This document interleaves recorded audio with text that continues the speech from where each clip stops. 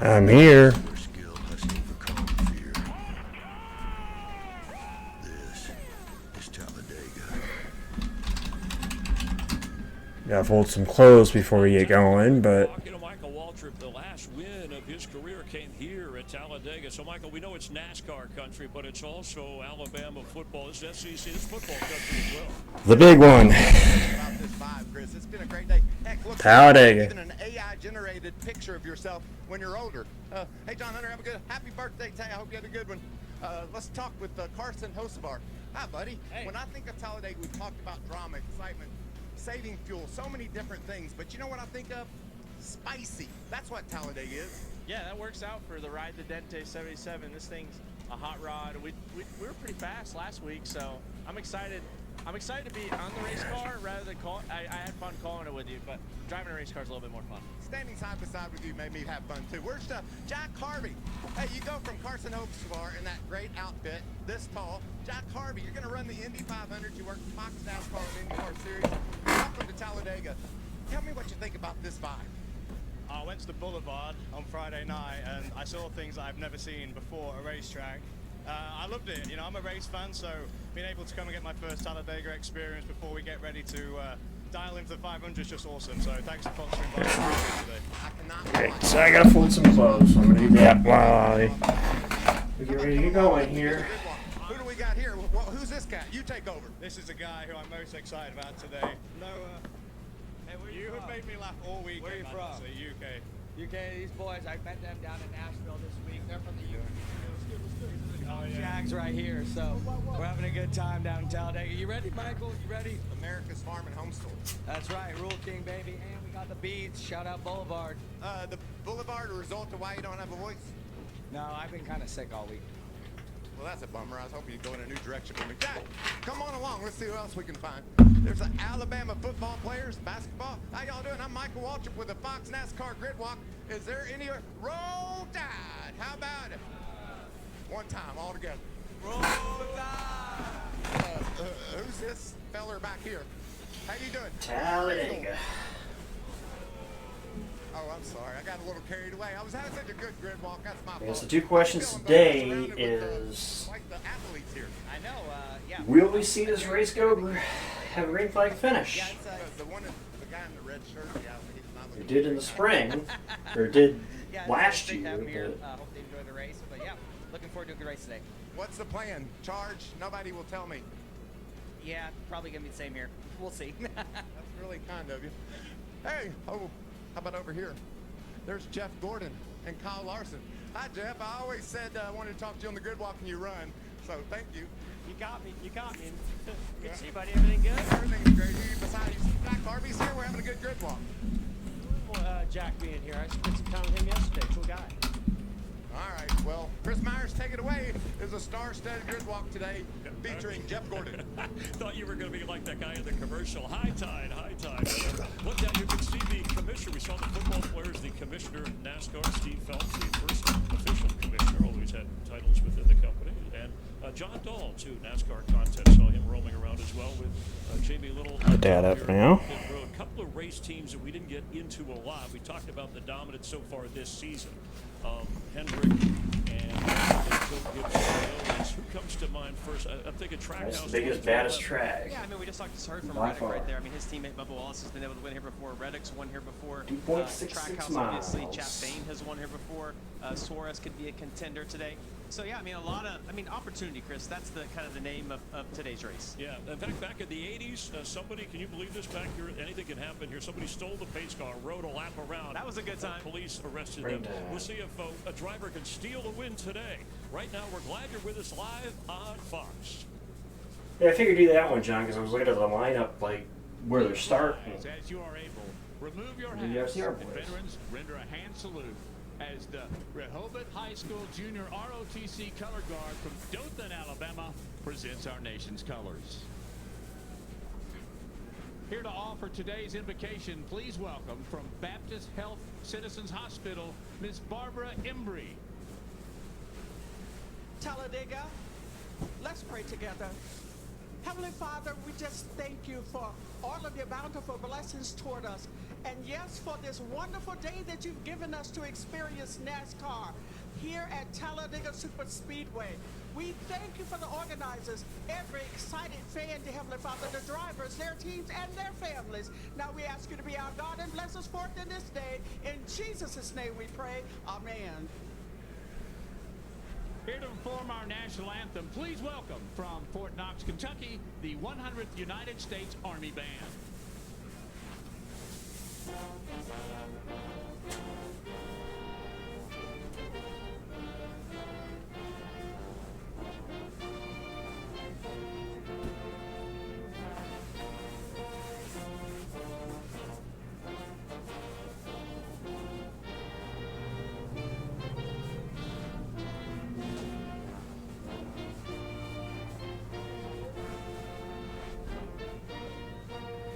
Good to see you, Bumble. Hang, Fort, John, all my regulars that are in here currently.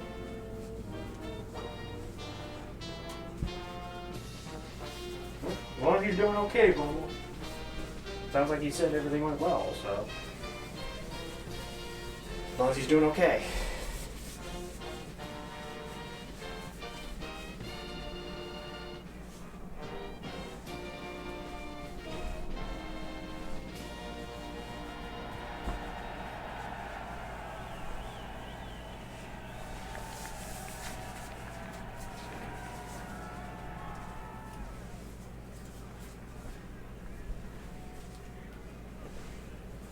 What's better than a limited time deal? An unlimited time. I said this the other night when I was on my Discord. You have to correct me, but I believe I'm right about this. That it's the guy's son that took it over because he passed away or retired. So his son took over the mantle of driving the flag around the track on the 18-wheeler. I thought I remember reading that. I'm not sure if that's right, but I remember reading that a couple of years ago. I couldn't remember if the guy had passed away or if he had just decided to retire. It's a Skinner reference, Tristan. I figured instead of doing like I think I did the last couple of years, I said like Q and Skinner the last couple of years. So to keep it a Skinner reference, I decided to write it as that. Target new clients in your area down to the Ronnie, of course, refers to Ronnie Van Zant. Ad solutions can drive more clients to your law firm. Connect with Flex.com. Stand Up to Cancer accelerates the pace of research by bringing scientists together to work on the most difficult problems in cancer. It's just so inspiring to do research that impacts human lives. Stand Up to Cancer with us at standuptocancer.org. If grass is greening, thunder is thundering, buds are blooming, and pollen is pollinating, then spring must be springing. So spring forward with the Fox 5 weather team. On air, online, on Fox Local, and on the app. Keep the spring in your step, and let us worry about the temps. Fox 5 weather, stream, and stay. If anybody's wondering, I had a full close before the race gets going, so Fox 5. Live news. That's what I'm doing at the moment. And more. That's why you don't see me sitting in the chair directly right now. On your phone, on your TV, as local as you are. Fox Local. I guess you could say that this is the this is the AMA for chair. Go ahead. Go ahead, guys. Ask the chair anything. Ask the chair anything. The Kia K4 and K5. The next movement for innovation. And the next movement. Chair's getting kind of worn out though, so we may have to get an upgrade here. Change out chair before too long.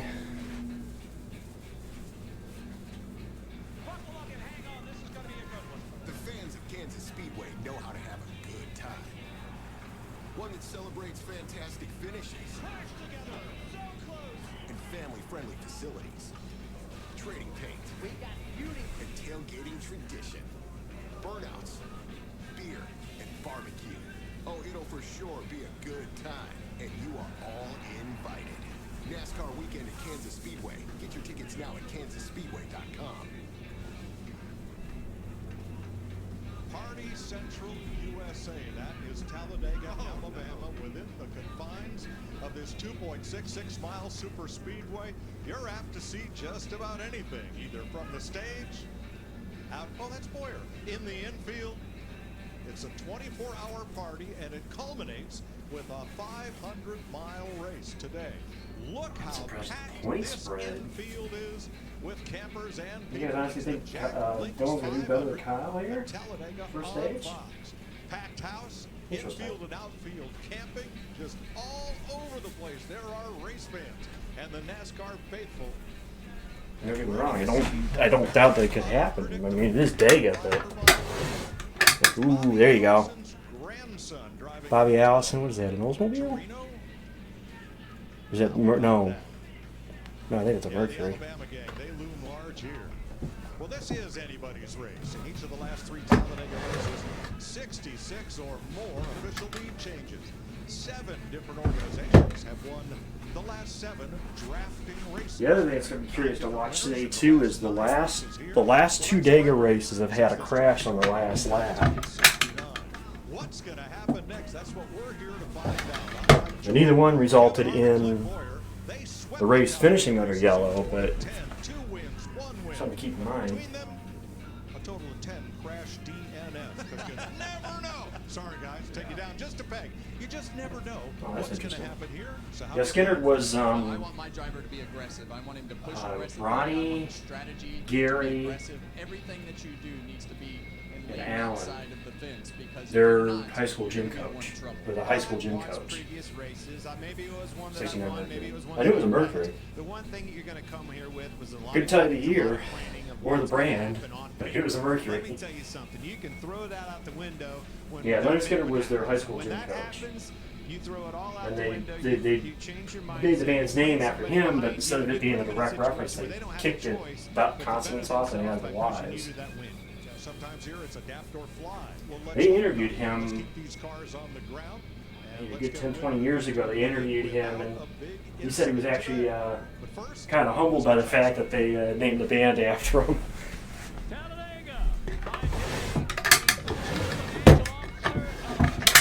But today, he's here to say the most famous words in motorsports. Let's give a big NASCAR welcome to Adam Smith, joined by his friends Sasquatch and Hey, Bigfoot. Drivers, start your engines!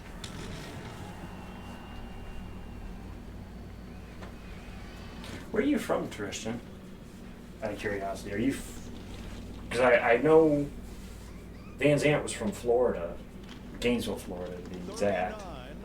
Yeah, so that makes sense. Because I figured you had to be from Florida. What's better than a limited time deal? An unlimited time deal. That's why the $5 Biggie Bag with a Junior Bacon Cheeseburger is available all the time. Because the best time for fresh, never frozen beef and Applewood smoked bacon is all the time. Duh. The best deal of all time? Gotta be Wendy's. Liberty Mutual is all she talks about since we saved hundreds by bundling our home and auto insurance. Hey kid, it's pronounced Liberty. Liberty. Liberty. Liberty. She's mocking me. Very mature. That's the nephew too. Hey, I'm not the one acting like a total baby. I go in there and I rearrange them, so. Okay, I'll just put them in there. Thank you.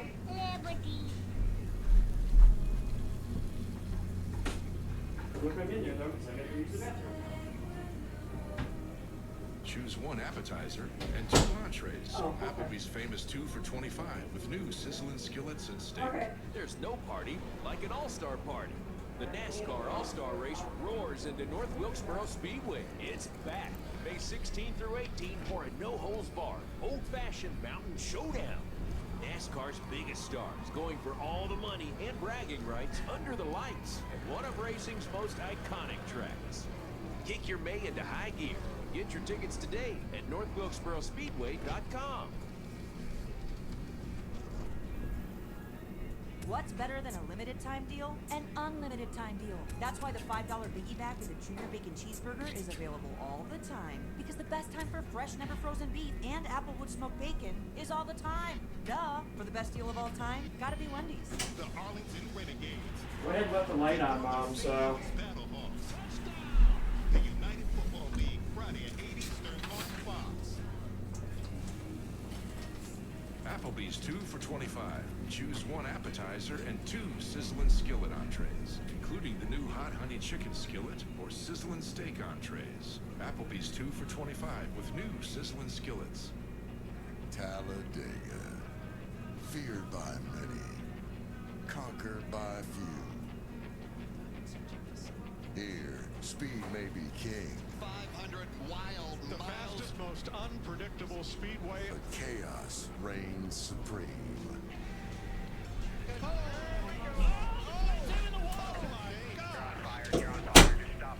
Where legends are born. Alright. Man, I can never set the chair up, huh? Quite the talker. Wish we started telling stories, you know?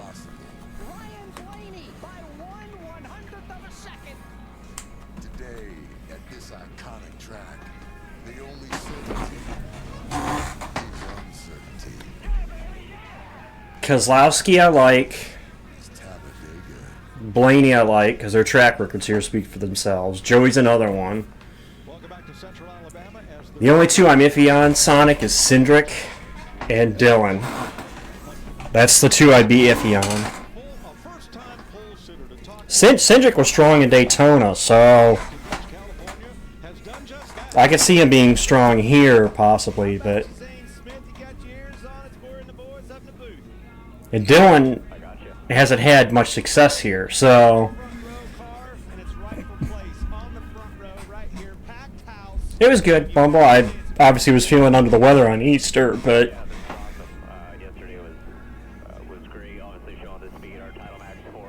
Radio's off.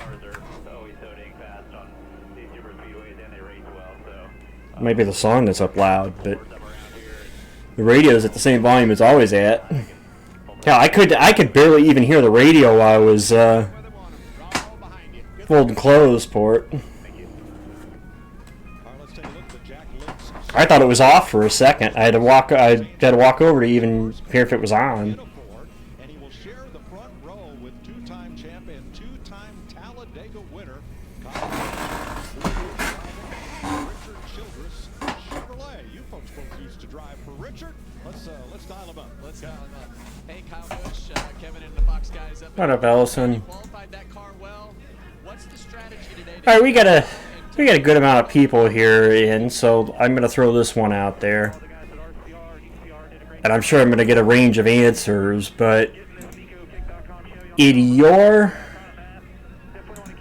this is nothing here. Nothing. There's no bad opinions here. But in your opinion, what is the best Talladega race? You know, from '69 when it first started to now, what would you say best top to bottom best Talladega race? So that's your front row. Row number 2, Joey Logano in a Ford, a three-time Talladega winner. I'll give mine once I see I want to see a couple opinions and see which one Sonic, spring or fall. No wins yet, just one top 10 on the year. But when I caught up with Joey earlier today, he said, look, there's no panic in this team right now. We have led laps, we've won stages, we've racked up stage points, which puts us in good position right now in the playoffs. Yeah, 17 was a pretty good one too. Obviously 01 spring, 2011 spring. Now it's about execution during this race, keeping that thing up front and pouncing when he gets the opportunity late in this race. All right, starting 5th, it's Austin Dillon and that famed number. Yeah, obviously 2000 fall race. Yep, 2011 spring. Row 5, we've got three-time Talladega winner Ryan Blaney. In my opinion, of the ones that I've seen, basically from 01 forward, the race has already been mentioned. The 01 spring race. The 01 spring race, top to bottom, start to finish, by far was the best. Is the best Talladega race. Well, the two-car tandem made it better. I'd say the spring 2010 race, honestly, over the spring 2011, but that's just me. Row 11, we got welcome North Carolina's Ty Dillon and 6-time Talladega winner. Draylen, it's a reference to Ronnie Van Zant. Instead of making the like I did the last couple of years, Q Leonard Skinner, I want to do something different. And yeah, it's the 2011 spring race, Tristan. The 2011 Aaron's 499. It was Johnson and Boyer by 2/1000ths of a second, and they were actually 3 wide for the win, 4 wide behind them. And we feel like if we're going to go anywhere when the playoffs do start later in the year, we're going to have to be able to. Keep an eye on that 6 car today. That's the 2000 fall race. I think it was the Winston 500 was the fall race. No, Die Hard 500 I think was the one he won. He won this race last year. Here's Jamie Little. Well, 1 year ago, that was certainly a moment that Tyler Reddick will never forget, Mike, as he drove to victory lane and got the checkered flag. His boss, Michael Jordan, was over in victory lane celebrating, holding Tyler's little boy Bo up in the air. It was the first time Michael Jordan had been present for a win by the team. It was a big moment that they'd like to duplicate today. Can they do it? Well, Billy Scott, the crew chief for Tyler, told me he has been working on this craft, working on saving fuel so he could get back to victory lane. He's also been leaning a lot on his teammate, Bubba Wallace. Watch for those two to hook up. They're both starting mid-pack and run together start to finish. Mike? Thanks, Jamie. 39. Should be a fun day. Fun day. Now let's check with our crew chief, Larry McReynolds. Yeah, Mike, there are 2 true super speedways on the Cup Series schedule. You've got Daytona and Talladega. Now, Talladega is the biggest oval we race on. I didn't yet move it in, but yeah, I did see that over the time that that Rodney left. This is Talladega. The driver goes across the start-finish line, down into the banking in turns 1 and 2, and when he gets over there in the middle, you're going to see 3 wide. Not that bad, 35 feet wide, and you're looking at 33 degrees of banking in the turns at both ends of the racetrack. The radius of turns 1 and 2, 1,090 feet. Now let's compare that to Daytona, where we were a couple of months ago. 28 feet wide. 3 wide is a little tighter. You've got 31 degrees of banking, and the radius of the turns at Daytona, 990 feet. I want to show you one other major difference in the turns between Daytona and Talladega. The height from the base of the wall to the bottom of the track, Talladega, 26 feet. Over 6 Toyota Camrys stacked on top of each other.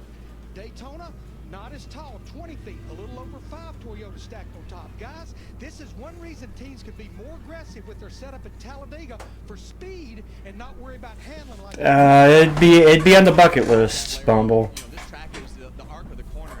Just for the atmosphere, you know.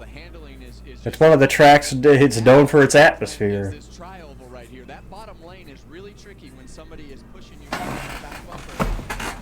Like I said, a couple of things I want to watch, keep an eye on today. When we see the big one, you know, when are we going to see it? If we see it, and do we see a surprise winner today too? This track lends itself to more surprise winners than any other track on the circuit. So. And a new truck and camper. Enter the Ally Racing Open Road Sweepstakes powered by HendrickCars.com. Scan the QR code. Well, we've seen big ones early on too, John. Sweepstakes/NASCAR. We'll see. Well, I think the early stage is going to give us an indication of what kind of racing we're going to see today. This first stage will show us a lot. I did the Sonic, but I did listen to the end of it on the radio. 60, 60, and 68. All right. the second major super speedway race of the season after obviously Atlanta, but first time since Daytona we'll be going on this large a track, this style of racing. Let's go.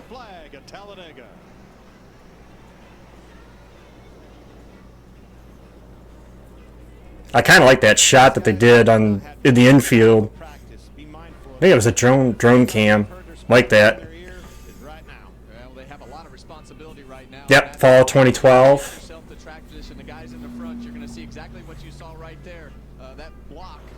That's where they were four abreast for the last like two laps of that race until Tony made that block of Michael and Casey. Well, I think that's what you're seeing right here at the front. Where you're going to go, you're going to get single file. But those guys riding in the back, talking about Chase Elliott and company, clear back there in 30th. They're going to try to make some moves early. Get this three. The other thing we're going to watch today, because we see it whenever we run these races, the manufacturers lining up too. Barry jumps outside in the Wood Brothers 21, but it is 25-year-old Zane Smith, who yesterday won his first career pole. And Ooh, Logano. Nice move. I don't like the guy who won Sonic, but can't say I was surprised by the way the race ended. Yeah, the 05 fall race. That 05 fall race was chock full of action from start to finish. Two big ones, two flips.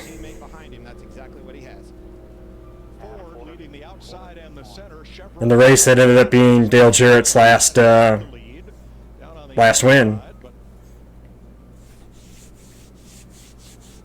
3x3, here they come. Didn't take them long to build confidence in their machine, did it? Spring or fall, Sonic? No, and as this day goes on, Clint, Spring was the crazier one. and you'll see the pushing and everything. That's where you had the Busher flip and Kansas flip, but Danica took a hard lick in the spring race too. I think it was Denny Hamlin that started it right there on the outside. You see him in 11 car. Here he comes. Oh, they're four. Guys, why are we four already? Guys, we're 3 laps in. For 3 laps in, I don't think we need to be 4 wide already. Damn chopper rail got hung there. 4 wide from about 13th on back. Yeah, I don't know if we need to be 4 yet, guys. we got the room to do it, but just nobody make any mistakes. Patience is really difficult because you see in that outside lane, you've got those Toyotas lined up, and Joey Logano and Josh Berry in front of that group is kind of, I feel like... Please don't anybody make a mistake. That's really why that 4th lane was... We're 4 laps into this thing. Third lane from the bottom, Michael McDowell is rocketed forward in that blue car from 14th starting spot. He's known as a very aggressive driver. 4 wide for the lead. And he wants the lead in that 71. And I tell you who's right behind him all the way back. I looked over who's the biggest mover. It's Stenhouse all the way to the back. He was up 17 positions in that very line right there. I think he's 4th or 5th in line, that 3rd row. Look at that. 4 wide. If you didn't have the track position, you could pounce on it early. If you... Imagine telling somebody, say even 10, 15 years ago, yeah, they'd be 4 wide on lap 5 all the way through the field at Dega. Would you believe it? Looked at a lot of tape of racing here over the past years. They run 2 wide. Some years they run 3 wide. Why? The very top. 4 wide here. Very top 5. If my experience on iRacing is anything, it's the very top lane I want. You get such a run if you get the cars behind you on that very top lane through the trial and down toward the start-finish line. So I would want to be on the very upper lane. Here's Larry McReynolds with today's race strategy, sponsored by Keystone Light. Mike, we will have green flag stops. You have to coordinate green flag stops with teammates, even other teams. You have to have partners and stay together to make lap time after a green flag stop. Speaking of green flag stops, probably fuel only, and you want to fill that race car with fuel every chance you get. Yeah. This is the biggest one right here. No when to, when not to. You can see right now the inside has really lost the ground right now. It's the two upper lanes that are making the ground right now. I disagree. I think the big one, that's one place. It can be anywhere. Yeah, well, that bump that Larry is talking about is the crossover tunnel. There's one underneath. Fall race was fun. Fall race was on my birthday at 19. You can really see that. Oh, they shuffled Joey. To see a little bit more pushing and shoving up in the front. McDowell leads the 6th lap here. Started with the 22 car. Joey Logano, you see him backing up right there. Missed the block. No, he didn't miss a block. They left him. Riley Herbst Toyota to show you the effect of this 33-degree banking. The Toyota cam there. Quarter out the front. Quarter. Feels like you're driving down the interstate. Yeah, you see Joey Logano, that yellow car in the second lane there, leading that second lane. He, in my opinion, was trying to be in heavy conservation mode with fuel, and once he missed that block. Is that Hocevar? Yeah, it's Hocevar up there. Guys that want to move forward and get that track In the third lane, between Custer and Logano. One of those guys is Carson Hocevar. He is leading the 3rd lane from the bottom of the racetrack. Started 28th, Mike. He's got help. Here's Regan on our pole sitter. Mike, you see Zane Smith on the bottom of the inside lane right now. Kind of, I'm a different driver. I want to see how it works first before I give anything on it. Never been up front trying to manage the front of the pack in this conservation type mode. He said, I'm going to have to learn it during the first stage. He talked to Joey Logano actually about how to do that the best. Well, right now he's doing a very nice job of keeping the car up front with track position, but also learning it as he goes. And here comes Josh Berry around the outside at 195 miles per hour looking for the lead. I wish I could tell everybody at home how hard it is. Well, I'm going to tell you. It is very difficult to save fuel. That'd be a stat for somebody to go find for me. The last time the Wood Brothers won here. From the car behind you to keep the car straight. So there's a lot to Kozlowski's been working that lane. Pretty much has Hocevar behind him. Looking back from the gunk cam on board McDowell's car. 4 wide again. At least for the lead now, I should say. Looks like the NHRA that is going to be aired tonight. The 4 wide nationals. For Z-Max airs later tonight. The finals for that, but Sadler never won here, Colonel, in a Cup car.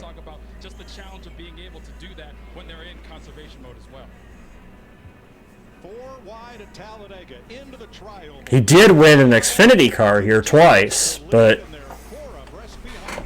not in a...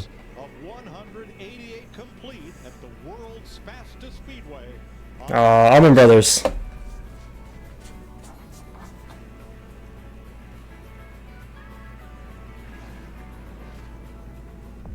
think that was Jessica. We could take or leave the extravagance, the attention, the celebrity, the bragging rights, the bravado, because all we've ever really wanted. The fact that those cars are stable enough that they can run 4 abreast, and nobody's out of shape from the looks of it.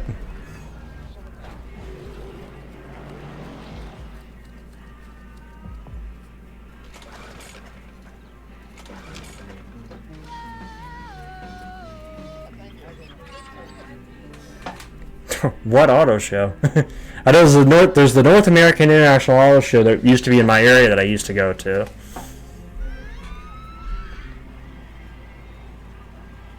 God, 4 abreast behind the leader. Still. At this point, I'm saying 4 abreast, but it's like, yeah, they haven't stopped the 4 abreast. Smooth survival skills. To avoid going in circles, take note of recognizable landmarks, like that. What's wrong with going in circles? Different circles, Ross. Okay. Head for the mountains.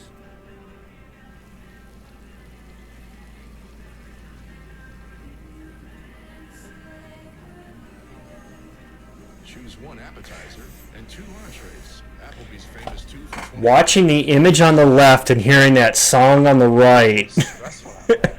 Don't do that. Don't play that song when they're running 4 abreast like they are. We don't want to jinx it right now. When you switch, not only can you save 20% versus Been a while since I heard that song too. 5 years guaranteed.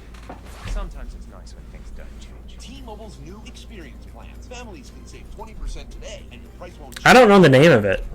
Surprisingly enough, I've heard it at least a couple times, but I don't know the name of it. There's a reason we don't call them clean bikes, am I right? Because of dirt bike Gas stations. You gotta start at the top and work your way down.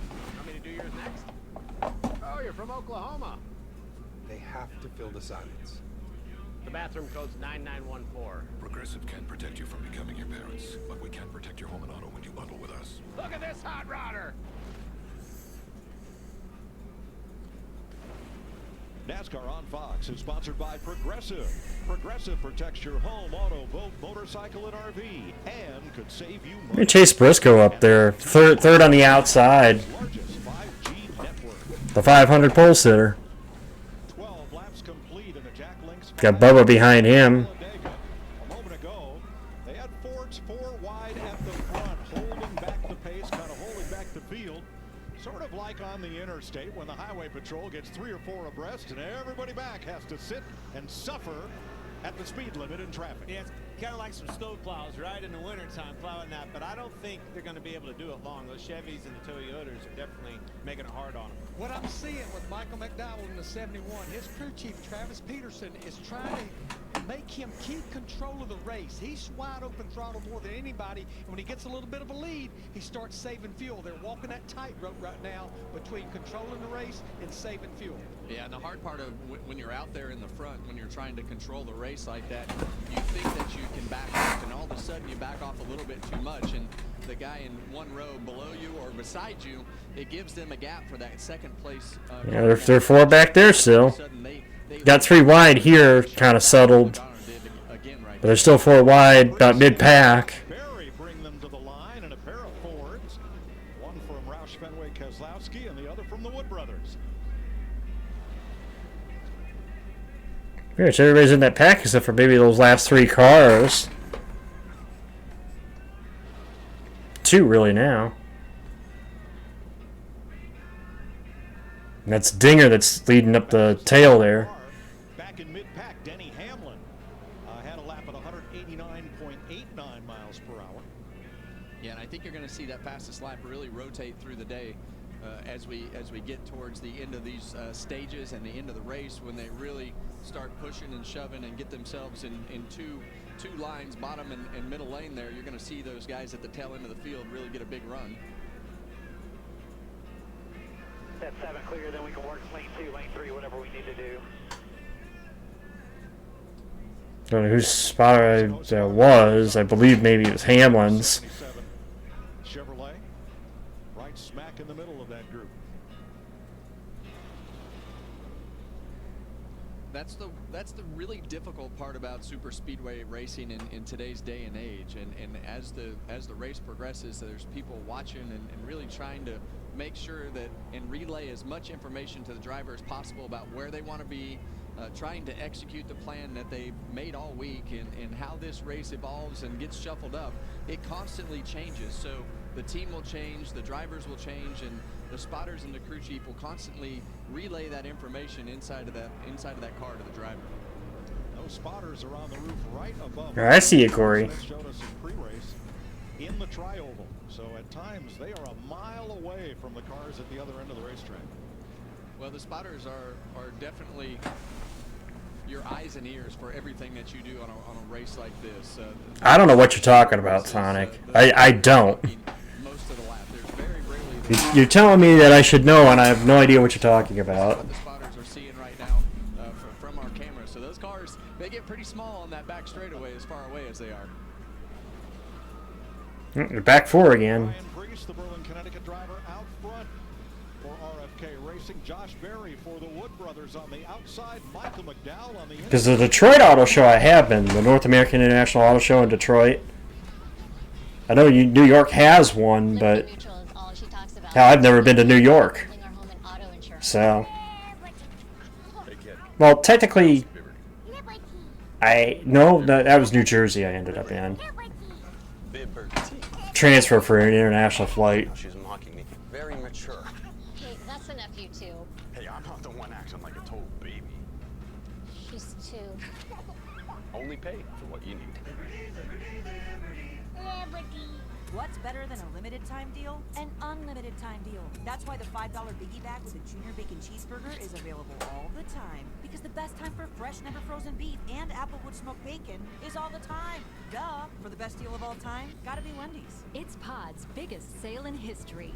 Save up to 30% on moving and storage until May 19th. Well, Port Woodward's a whole nother story compared to the auto show Or renovating. Save up to 30% downtown. at pods.com today. Let's go see what NASCAR Prime's all about. Let's do this. Starting off big, the Code 600. Green flag. Woo-hoo! Nashville.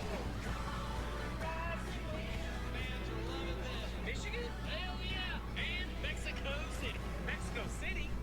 Someone say road course? Yeah. Finally, Pocono. Stream all 5 Cup Series races. NASCAR! It's on Prime! Come on! Did you know Toyota has 3 NASCAR Cup teams? Little CCR, of course, forward covering. By this guy. And 3-time Daytona winner Denny A little up around the bend. Denny Hamlin races for another team, Joe Gibbs Racing. Yeah, Super Bowl winning head coach Joe Gibbs. And they both share the track with Legacy Motor Club, co-owned by 7-time Cup champ Jimmy Johnson. 3 young teams, 4 legendary owners, all going after 1 cup. Now you're up to speed. You in? On Chewy, save 35% and shop all your favorite brands.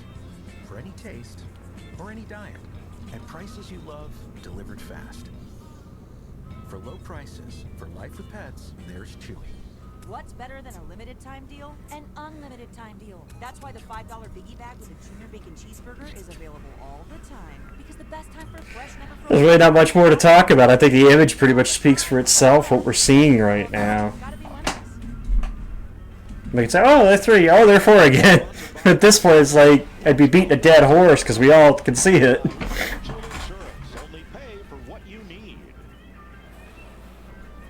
Crazy. As you watch from our aerial coverage provided by Goodyear since 1925, the Goodyear blimp, inspiring fans to keep looking up and keep driving forward. That's what Michael McDowell has done. He's driven to the front of this pack. Ryan Preece with him, Josh Barrett, Zane Smith, Chase Briscoe, the first Toyota. If anybody's wondering, that trailing car, that's AJ Allmendinger, 16. Let's go back around 14th place. That's where Denny Hamlin, Austin, And they're 4 again. sitting there right in the center of that swarm. Well, they're stuck right now, Mike. There's nowhere to go. The problem with where you're at right there is if something happens in front of you, you're going to be right in it. Yep. I want to be down there in the bottom. If I'm riding in this deal, be right where you see Dawson Cindric, right down there somewhere. And I've seen a lot of crashes happen with the things that they're doing by guys slowing down and changing lanes, and all of a sudden the speed difference is too much. So it's super That's Harvick. That's why I still, granted there's room for them to run 4, but I still clinch up a little bit when they go 4 here because all it takes is one mistake. One mistake and we jump, 10 to 12 cars. Alright guys, real quick, obviously, Talladega, we know how this can go. Stages are 60, 120, 188. We will have to stop for fuel in every single one of them. We'll use our timer on pit road. It'll be right around 4 seconds each time. Yeah, it's Austin's birthday too, so let's put our best foot forward like we do every week. Mind our P's and Q's.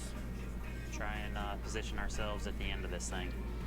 Yeah, I realize it's Austin's birthday. Austin turns 35 today. Hey, Austin's my age. Austin top 10. 90 birthday. 75 makes me feel like I'm 100. I remember trying for Richard and Austin and Ty were 7, 8 years old. Man, I feel old. I don't look as old as Boyer, but I feel that way. Yeah, I remember when Dylan picked me up at the airport and we went to watch their T-ball game. Yeah. They weren't even driving anything. Well, he's driving the same number now that he wore in the Little League World Series and that his grandfather had. when he raced here at Talladega. Number 3. Guys, I've been watching A.J. Allmendinger clear back there at the back of the pack. You can see him way behind. What's he doing back there? I keep thinking, man, he's going to mess around and lose the draft. What he's working on is the fastest lap. That's the point. You see him, see how fast he pulled right back up on the group there. And well, and Jamie, he just ran the fastest. Carl Larson back there too. 90.7 miles per hour. Yes, he did. I've been listening to him as well, to your point, Clint.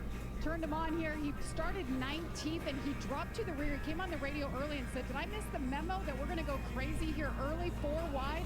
So he dropped out of it, dropped to the rear, just turned that fastest lap. But he did say, nothing's wrong. The car is good. I'm just going to hang here for a bit. So he had hung back and then drove what the teams call a suck-up lap to get to the pack, and that's the fastest one today. There's your Xfinity fastest lap. By about 0.4 of a mile an hour. Richard Boswell, what he told that race team, he said 4 seconds of fuel. Remember, the fuel window when you're running wide open is about 45 laps. That means for each stage, they're about 15 laps shy. You can dump a gallon of gas in about 1.8 to 2 seconds. That means they're basically 2 gallons shy of making the stage without stopping. That's why he's saying 4 seconds of fuel. Okay.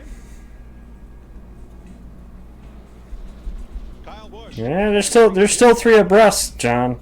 You know, last year was the first year Back of the field there. decade and a half that he did not win a NASCAR Cup race, but boy, he came close a couple of times and started this race from the outside of the front row. That's where he is right now, alongside pole sitter Zane Smith. Regan. Well, Mike, you see Kyle retaking the lead right there as we cross the start-finish line. Busch has 1 win here. Actually, no, two wins here. Spring of 08, the spring of 23.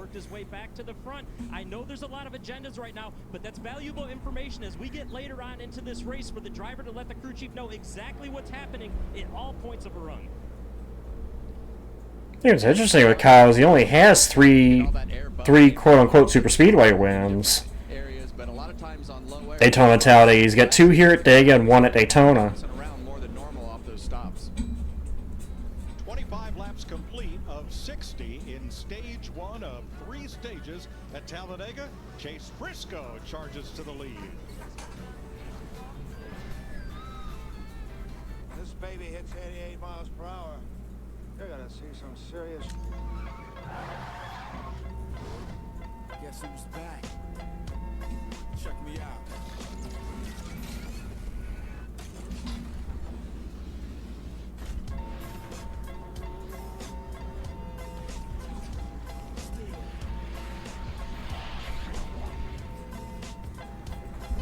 The best tires in the world have Goodyear written all over them. Still the beats bang, still doing my thing. Since I left, ain't too much change.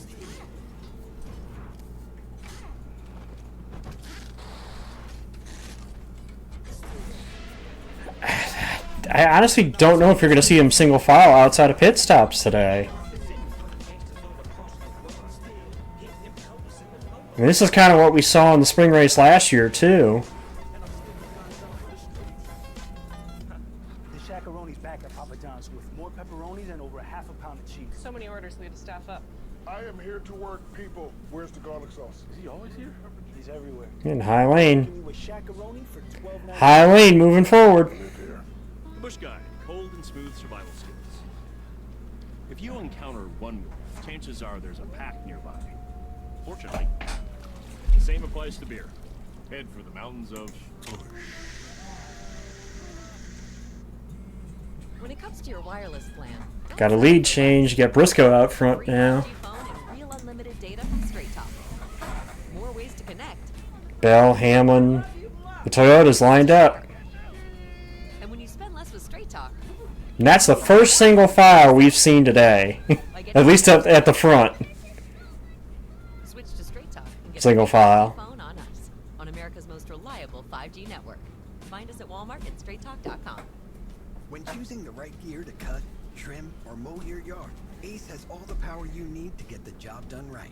Because gas or battery, your local Ace is the destination with the best power brands all under one roof, like Steel, Ego, Milwaukee, and Toro. And with free assembly and delivery or ready for pickup in 15 minutes. Conquering your outdoor projects has never been easier. Around the block, what you need in stock, with service so good it's guaranteed. Are these guys gonna split the stage in half? Is this adulting? We're getting close to the halfway point of the stage. That's why I'm wondering if they're gonna break this in half. And the stocks, they're so high. 29 laps complete in the Jack Links. So there you go. You got the six Toyotas in a row, single file. This race has completely changed. All the Toyotas went to the top of the racetrack, formed up, and took off. No more holding back to save gas. They're running hard, Larry. Yeah, Mike, I got information about 5 laps ago that they wanted to pick the pace up because honestly, the pace we were at, there were some drivers and teams, maybe Flirt would be able to make that stage without stopping, but now they picked it up a full second and a quarter from where Yep. we were 5 Like I said, the top 6. Again, I said it before. I said it on the pace laps. I said, watch. We'll see if the manufacturer working together comes into play too. Well, there you go. They could get around all the Fords trying to block the front of the field. So now, when you see what's happening right here, you can really tell when the pace is picked up to full speed, because now we're back to 2 lanes. A lot harder to save gas, and if you want to keep up with the Toyotas, you're going to have to push the pedal down. We listened in on Chase Briscoe's Yep. radio. You, the 41 to 20 are clear to 4th lane. They just led to 23. Get back up here. Now 41, 20, 23, 11. Everybody in line. I'll be 11. I'm going to beat the 41 into go inside. It's travel. Copy. They formed up and took off. Briscoe, Bell, Hamlin, Wallace, Herbst, and Reddick. 6 Toyotas at the front of the field. And that's what happens when you get into that really easy, lazy Yeah. saving situation, and then you have a group that wants to do this, and they start to push the pace. Well, when you're not 4 wide and you're not, having guys control the race up in the front, it doesn't allow you to sit there. The only Toyota not in that group is Ty. These cars have to try to put everybody else in a different. Ty is the only. Gibbs is the only Toyota not in that group of Toyotas. They had the pace slowed down as much as they may have been able to go the whole stage. Probably more than likely than Toyotas can. How we can fix it, you get up there and get in front of them, force it out of their playbook. From Joey Logano, the Hunt Brothers Pizza Cam. Logano back in 8th spot now. After leading 1 lap earlier, he's one of 7 leaders, 15 leaders. Ford's won 11 to last 20. Obviously, Blaney winning the fall race in 23 was their last win here. But they've won 11 of the last 20 here. Ryan Blaney in the fall of 2023, the last Ford winner on Talladega. I know I picked Kyle Busch as your winner today. That was probably with my heart. Now I'm thinking, I'm 72% of laps led. These Fords, you're not going to keep a good man down. Eventually, one of them ovals is going to be in victory lane in these drafting tracks. J.J. Yaley out ahead of Daniel Suarez. The Wendy's Cam. Seemed like they were pretty strong at Daytona too, and late race shuffling. The oldest driver in the field, but the former USAC midget sprint car and big car triple crown champion. Still giving it a go here at Talladega in one of those open cars. Look at the gap they've actually pulled to Priest.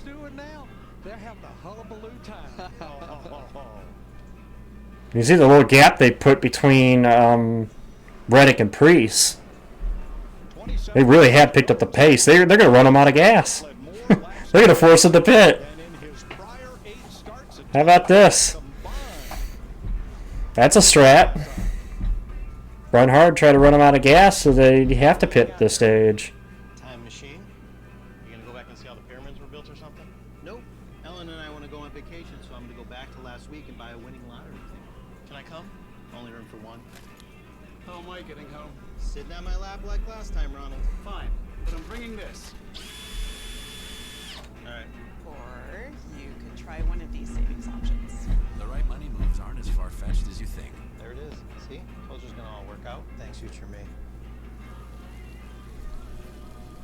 Well, they were talking, Olivia, that as much as they slowed the pace down, that there were a couple teams that were talking about possibly making it without stopping.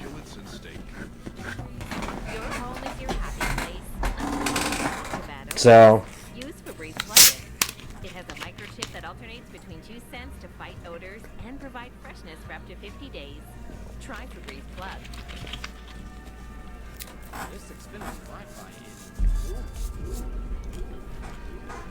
See what happens. We still got 24 laps to go on the stage, so.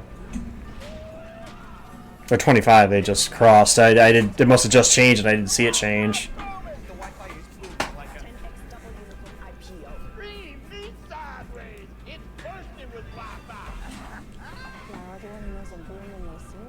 Well, it's a part of the game. Any form of racing, it's a part of the game. We could take or leave the extravagance,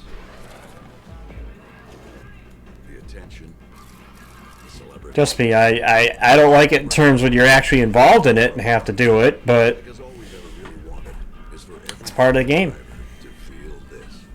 Working strategy is just as key as having a fast race car. That's why the crew chief get paid the big bucks to make those calls.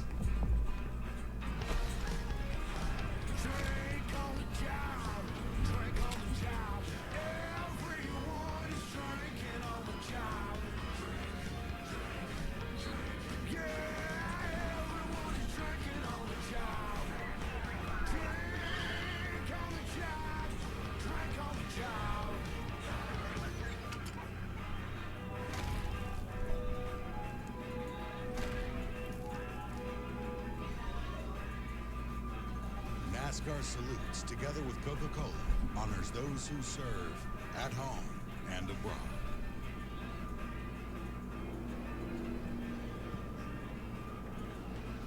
Coming to complete 37 laps of the 60 in stage number 1. The Toyotas. I hate to tell you this, but granted, it's more prevalent now than it was in the past. But plate races used to be fuel races too, you know. Go back when they dropped the size of the fuel cell. The O2 fall race went caution free, and that ended up becoming a fuel mileage race. Looking pretty much at Chase Elliott in a Chevrolet. He too is keeping wide open throttle a lot. But then I look at Ryan Priest in a 60. He's probably down about 60 to 70% of throttle. But I'm getting the word that probably somewhere in the next 5, 6, 7 laps, that's when we'll start peeling off and making these green flag stops. So there, yep, about 45, lap 45 or so. You know, with the strategy that we have here, but what we've seen all year is mistakes on pit road, and now that window is wide open.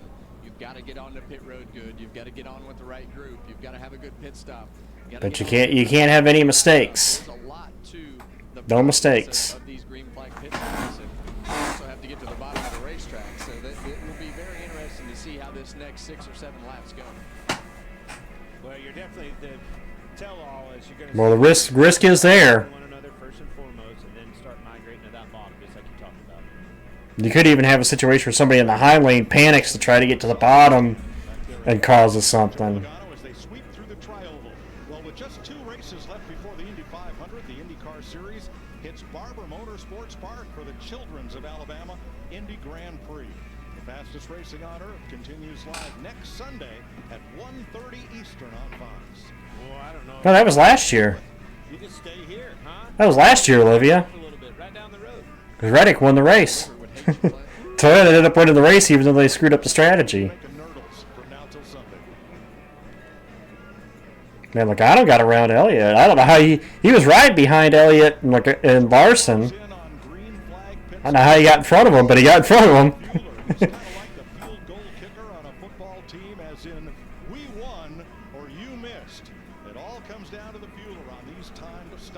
Well, give it about 5 laps or so.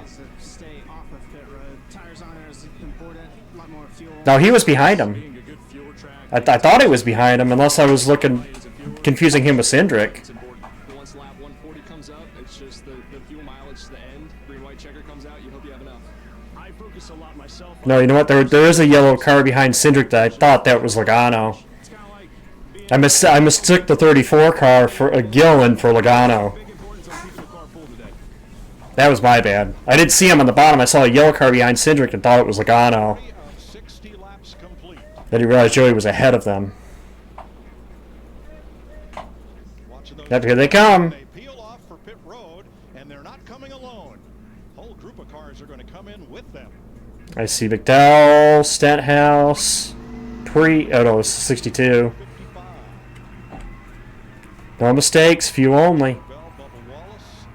Didn't see anybody locking it up coming in. First and foremost, you have to make sure Those first ones were smooth. minimize the mistakes, Kevin, and lock it So as long as nobody sped, that was a very good set of first stops from the looks of it.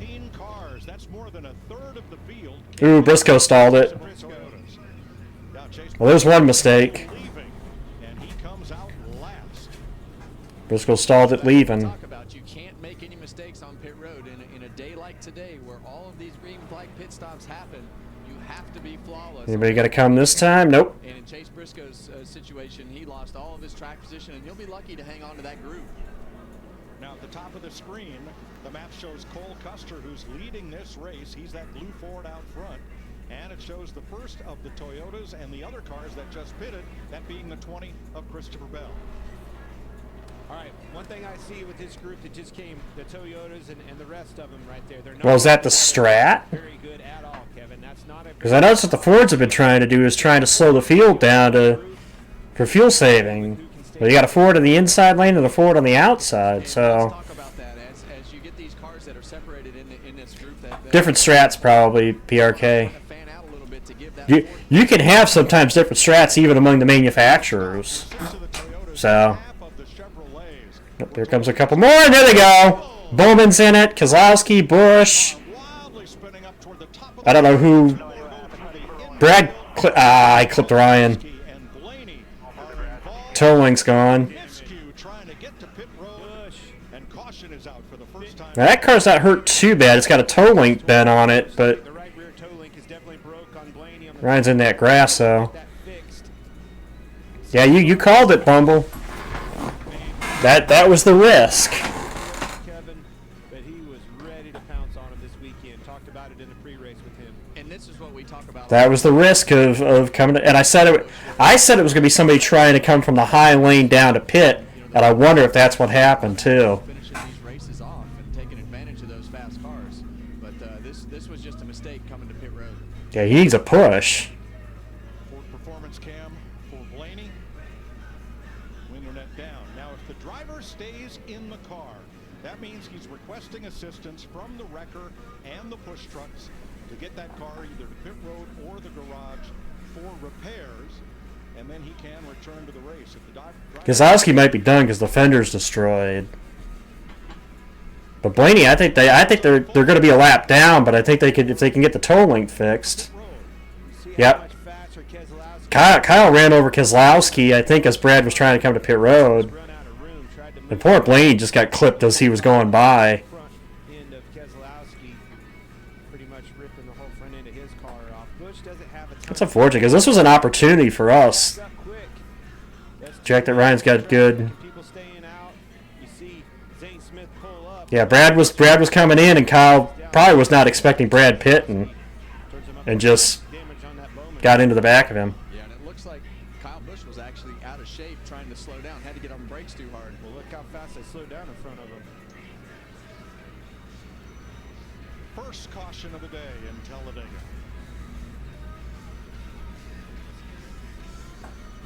Join the more than 7 million adults, like Michael, who've taken Ozempic.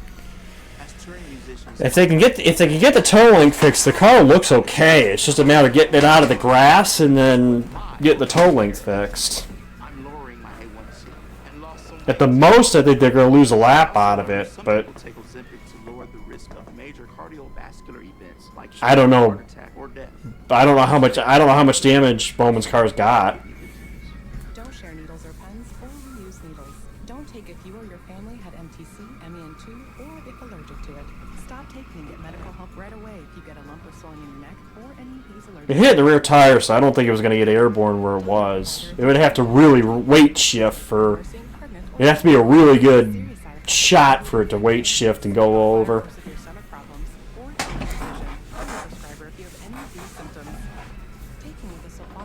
Yeah, we just no luck. Seriously, this season's been nothing but like just. I feel like Brian could just have some luck go his way, one way or the other way. Just good luck go our way. Just one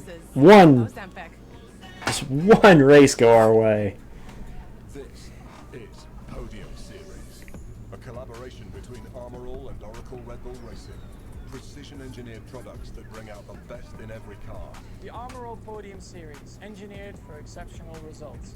Check it out. Pizza Hut's rippable, dippable Cheesy Bites pizza in Ranch Lover's Flight with 3 flavors is a game changer. With 28 cheesy-filled bites, everyone's gonna be dunking it. The Cheesy Bites pizza in new Ranch Lover's Flight. Get it on the Pizza Hut app.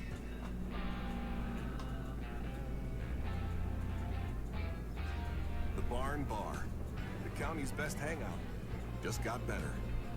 Here's the living smooth with the always smooth, easy drinking Keystone Light.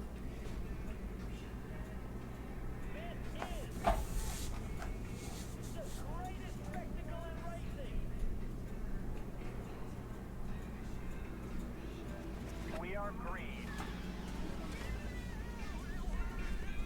33 drivers are gonna sprint into the eye of a tornado. Let's go. It's the biggest race of the year. It's the most historic. On the inside, pass in the grass. The Indianapolis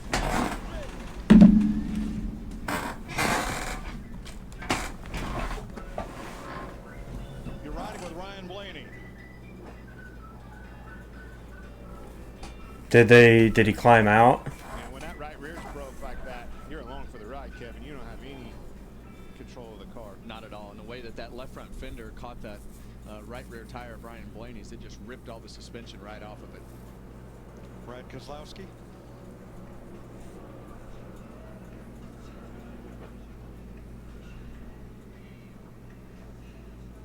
Now Keselowski has gone to pit road for repairs. So has Kyle Busch. Blaney has gone to the garage. This all starts. Yeah, he went to the garage. Pit road. It looks like the ones up front slow down a lot more than Damn. were expecting. Man, he saw that hole. Again, if we didn't have any luck at all, I think we'd be better off with no luck at all than the luck we've been having this year. Because we were through the initial wreck and then just got clipped.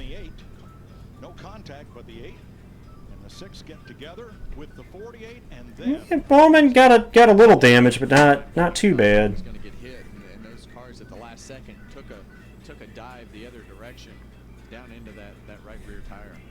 I don't think they were ready for, Custer and those 3 cars there to slow down as much as they did, as early as they did, and it just stacked them up. That's a product of green flag stops. It's a dangerous situation. It can get you in trouble and take yourself out of the race. That's some good cars. Brad out of the car. Massive bummer for him. He was looking forward to this race in a big way. 6-time winner.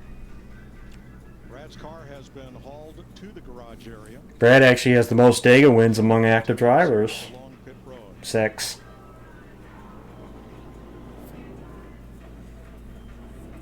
From the drone over the ball field there. 4 cars involved. Minor damage to Bowman. Now Kyle Busch returns to the race. Blaney and Keselowski. Like I say, the 2 that were probably going to get the best out of that were Bowman and Busch. They can make repairs and get him back out there. Well, and these new rules this year, I'm a big fan of. It gives these teams another chance. You know there's going to be another wreck. You might gain some big-time points. Get back out there. No, he's not out of the race. He's out of the race, but he's not out of the race. Is an ugly reality. The competitive day is done, but he's not out of the race. But then, Trilogy helped us see things a little differently. With 3 I know it's weird way to word it, but yeah, it's. for a full 24 hours and prevents future flare-ups. Once daily Trilogy also improves lung function. What kind of car, Chuck? More freely, all day and night. Trilogy won't replace a rescue inhaler for sudden. Yeah, I'll wait till the stage end to pay it off, but it looks like, at least at this point, that Dylan's going to get the better finish than Kyle on the stage. Oh, Sunfire. Pontiac Sunfire. Breathing, chest pain, mouth or tongue swelling, problems urinating, vision changes, or eye pain occur. Yeah, it's true. You can gain position shot, but I mean, as far as competing for the race when his day is done. Because breathing should be beautiful all day and night. Guacamole. What sucks is I got my deal I'm doing with my coworker. We decided to put 5 on Dega, and I lost one of my bullets in Blaney. Tired of struggling with impossible messes in your tub and shower? Mr. Clean Foaming Bath Magic Eraser cuts through 100% of the brine that some sprays leave behind, and it replaces multiple cleaning products. Switch to Mr. Clean Foaming Bath Magic Eraser. This is Podium Series, a collaboration between Armor All. Oh, that's right. I didn't put it notes. I put it in the Google Docs. Duh. Bring out the best in every car. The Armor All Podium Series, engineered Put it in for Google Drive. exceptional results. Looking at the wrong thing. That's what I was looking at. If you're planning on all getting together, why stay in hotel rooms and not be together?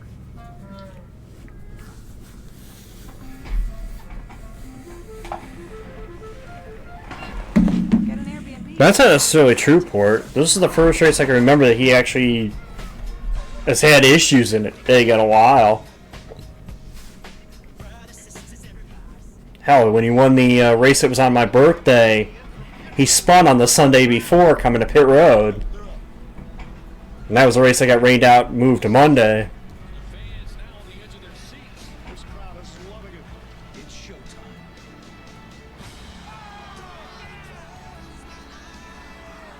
This is what you love about playoff basketball. Don't miss this.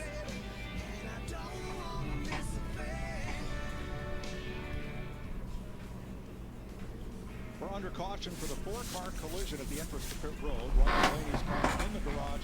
He has now climbed out of it. His 4th DNF of the year, most of all drivers. Now, Well. the question is, with 47 laps, Sucks to be gone basically a quarter of the way through the race. drive down on the apron to make sure fuel is getting to the pickup in the fuel cell, because Larry, could some of these fellows run out of gas under caution? Yeah, because the last 10 laps before that caution, we picked the pace up. They were using more fuel, and I'm hearing a lot of drivers saying, I'm seeing my fuel light starting to flicker. So they need pit road to open pretty quick. All right, pit road has not yet opened because of cleanup from fluid from Brad Keselowski's car. Looks like they have the grease sweep all picked up now, so pit road should open next time around. Ooh, that's... Audio from Josh Berry is all that unfolded. PRK, that's a risky one to take. I mean, you're basically giving the three strongest organizations. You're spotting them those 3.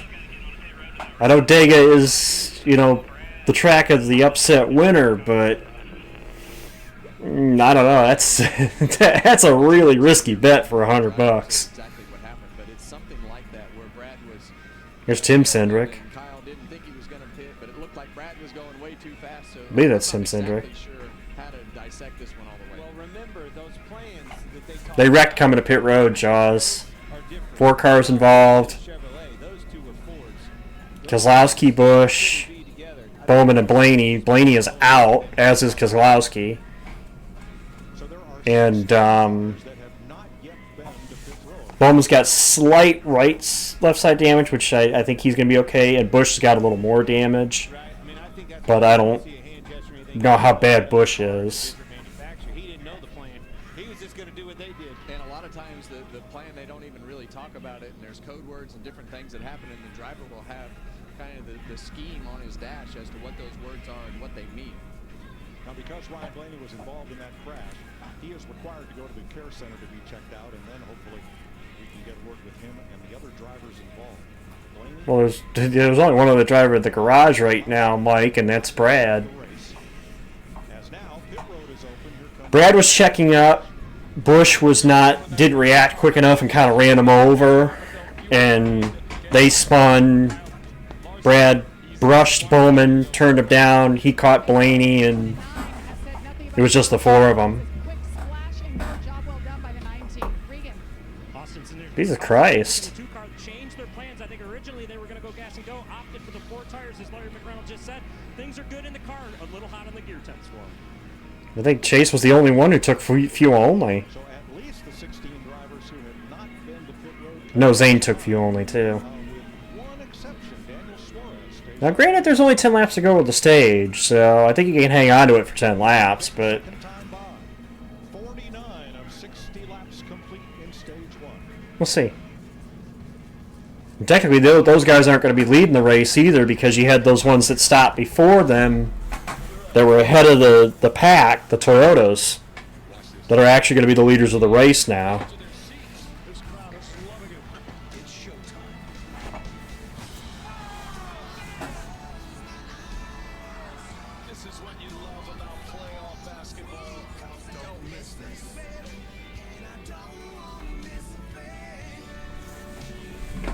Check it out. He showed up with Pizza Hut's Cheesy Bites Pizza and his A-game. Slicing through the lane, feeding the post. Best delivery guy ever. Peter's the Hut. The Cheesy Bites Pizza. And new Peter's the Hut. Get it on the Pizza Hut. Alright. Sorry, bud. Not while I weed.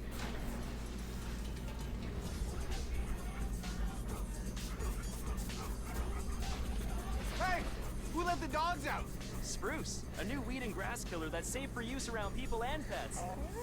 Does it actually work?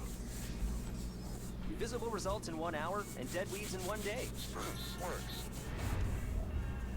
Spruce, the new, hard-working, worry-free weed and grass killer. You're sick. On vacation. Now your wife is faced with going out there. With them. Alone. But mom's having none of that. She got you a virtual visit with Amazon One Medical. And soon, beds will get delivered right to the hotel. Because no one gets out of joyful family fun. No one. On Medicare, living with diabetes, progress is having your coffee like you like it, without an audience.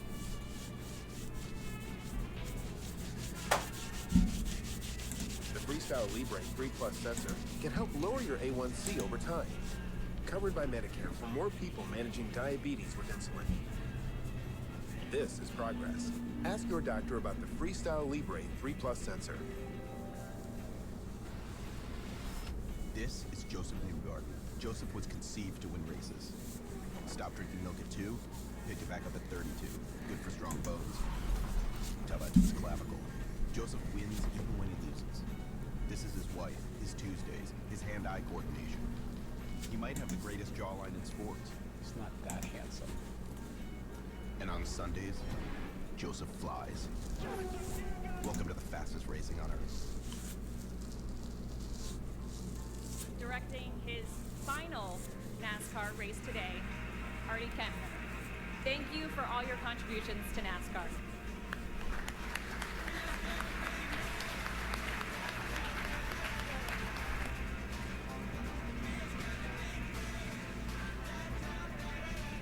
That check from the NASCAR Foundation and Fox Sports, $31,000 donation in honor of his 31 years with Fox, going to the nonprofit group Artie founded, Autism Delaware.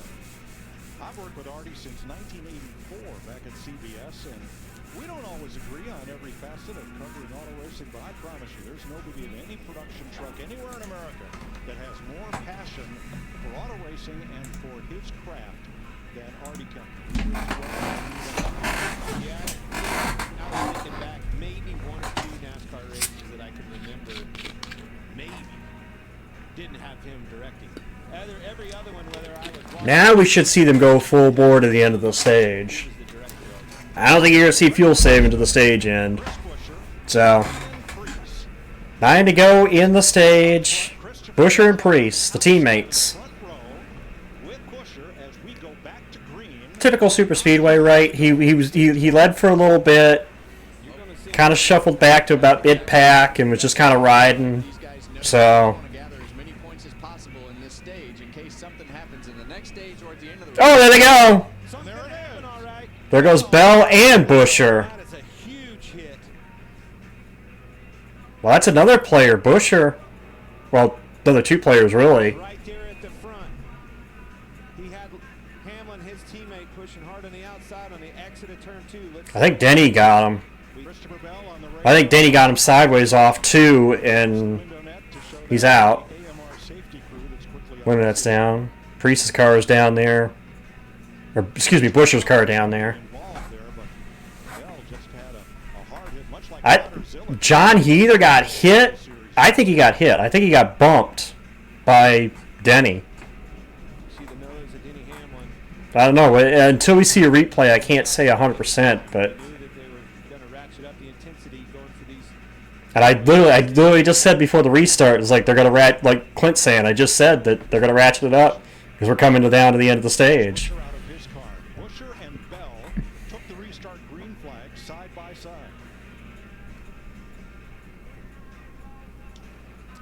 Okay. Well, no, they were chained. Look at the draft.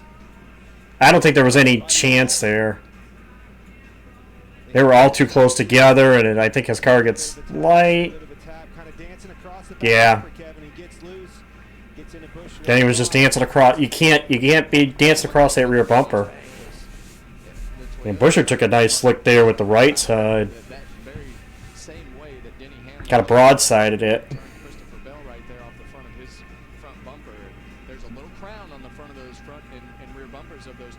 So Connor Zilich take that hit yesterday on the backstretch. See how that wall comes out right there? He hit that thing almost head on. That is a huge hit. Buscher had that broadside too. From Denny Hamlin's standpoint, you think you're just doing the right thing, and that car will just take off like Christopher Bell's did right there.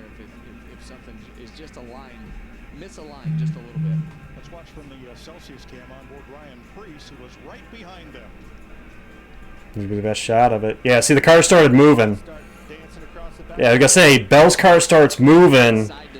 It's like you can push the car if it stays straight, but if it starts to go back and forth like that, that's what can happen. Across the front bumper, Denny Hamlin with that little bit of bow on the back bumper. That's when it turns those cars sideways when they start moving up and down like that. That's why I emphasize that too, Chuck, with seeing that. Because I don't like when you get a hit like that where you flat hit it on the driver's side like that. I did a little digging this week, and I'm like, all right, where do these wrecks happen, right? And the average is 1.6. That means those first two cars normally are where the wreck starts. There's a prime example of just that. Well, the 30-year-old from Norman, Oklahoma, dropped the window net. Well, he dropped his window net. I was a little worried about Buscher because I didn't see, you couldn't see his window net down, but where his car came to rush, you could see it. So. What in the hell? Yeah, copy that. We weren't even up to the beat yet. The car got to moving around. Well, I mean, certainly that's why, as much as you see the no tires here, I guarantee you, because they didn't take tires, that thing was moving around. The thing was moving around on the racetrack. I don't think Denny expected it to move around as much as it did. I don't think Chris expected it. Without it,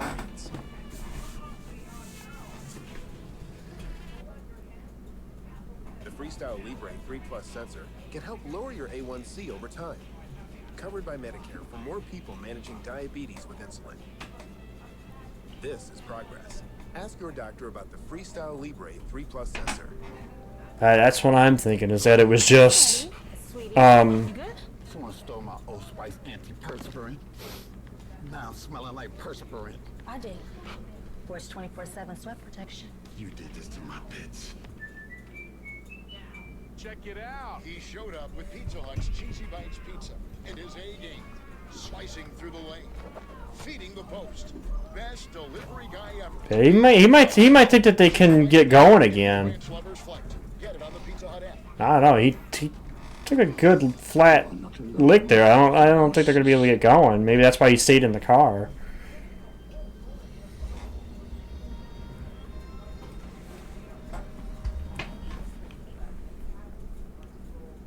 Designed to outlast and outlive.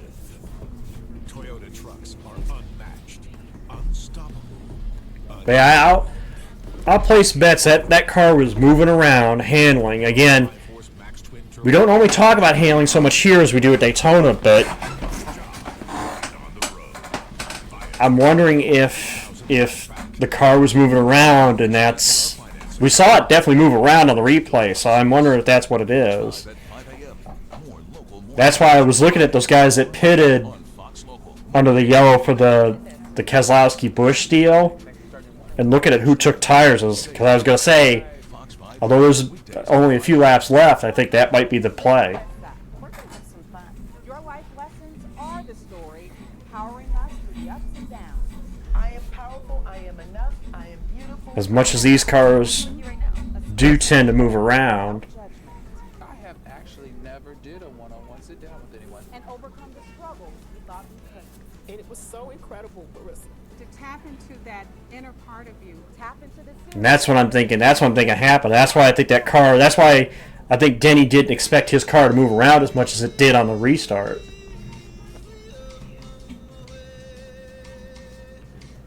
Get it before he wakes up. Get it in as fast as an hour with express delivery. Welcome to your Walmart. Love the tokens.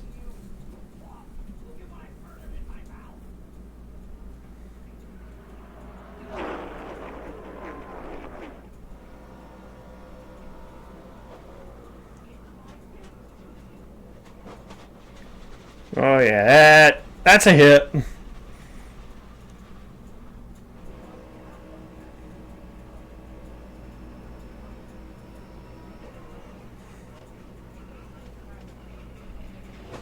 Ooh yeah, that took a nice lick to the left side.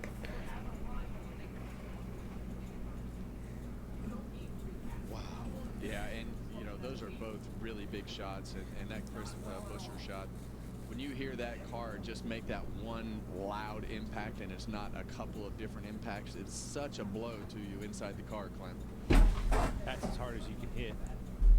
All right, let's go back to the caution at lap 44. Where saw another Cody Ware's P4. With Brad. Yeah, because that was a hard lick hitting driver's side. Just a stack of guys trying to come to pit road as fast as they could, Josh, and we were kind of the ham and the sandwich that got squeezed. I waved down the backstretch just to let everybody know I was going to pit, and I came off the floor, and everybody was so tight behind me that I didn't even have a chance to really turn left. So I hate that it ruined not just our days, but several other people's days. But I don't feel like I could do anything different. Thanks, Brett. Very frustrated. That's the first of two cautions today. That one taking Ryan Blaney and Keselowski.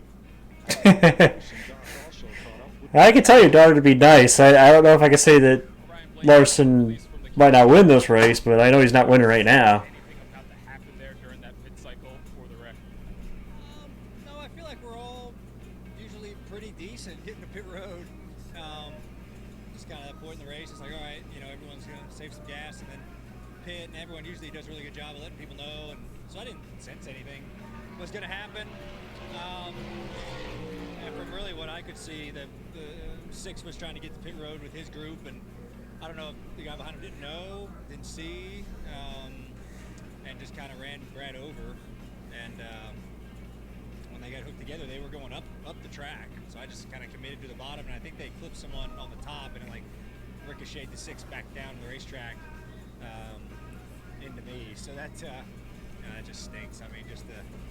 And Ryan seems to have not any luck with the advanced car. Yeah, he won Iowa with it last year, but the wreck at Daytona was with that car. The wreck today was with that car. He just doesn't seem to have any luck with that car. All right, 4 laps to go in the stage. As I said, I said the last restart that it was going to ratchet up. I just expected it to make it out of at least turn 1. Cody Ware up there in the 51 car on the bottom second row.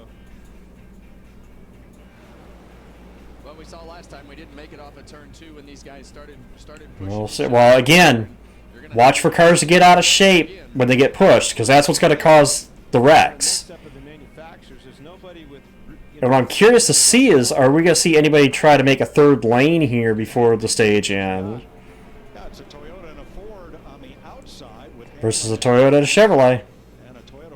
Dylan up there. Got to the outside of Chase. And Cody Ware's name was in position 05. It was pretty funny, actually. I'm not sure how many of those squares are covered here in stage All right, number 1. 3 to go in the stage. Hamlin, Priest, Herbst. Good help behind them. You see Bubba Wallace on the inside. He owns that car. Be interesting to see what he does if they catch him down that backstretch. I think AJ is still leading that the third lane yet, but still AJ up there.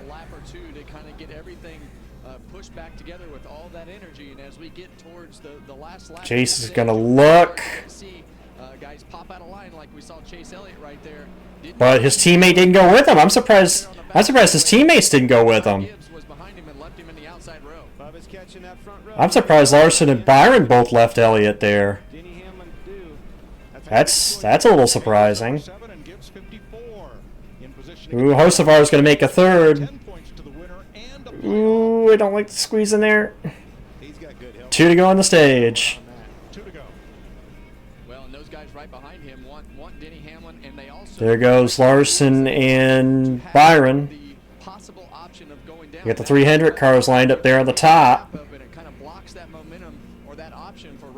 I said I'm watching that top. Now Stenhouse leads that line. Here comes the top. I'm telling you, that top. Ooh, Stenhouse got sideways. 3 wide. I was watching that high lane as it formed up. I was like, watch that high lane. Watch the block from Ricky if he elects to make it. No, he stays in the middle. Bubba leads it. Last lap of the stage. Oh, nice block. Oh, he made it work. Killed the outside momentum, but Larson's going to probably get the lead here. That was as close to the big ones as it gets. Bubba Wallace got too far out in front of Cody Ware and lost the energy. Priest working 2 lanes there. Run coming back. Ware with Wallace. Bubba Wallace getting a push from Cody Ware. Kyle Larson up top, who has never won a The very top, Byron. Watch the very top lane with Byron. Bubba's going to try to force Larson up. Somebody going to try. Stenhouse is going to duck out. Oh, I thought he was going to have a look there. Look at Byron on the top. Larson holds off Byron. What a race at the end of that stage. Kyle Larson gets his first ever stage win at Talladega. Well, I said under the yellow, well, Larson isn't winning at this moment. And who wins the stage? Kyle Larson. Go figure, huh?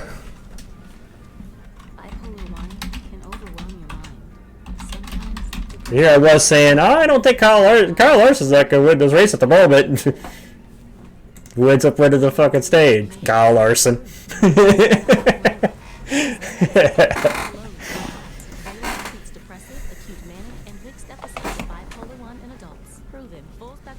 But I was watching it.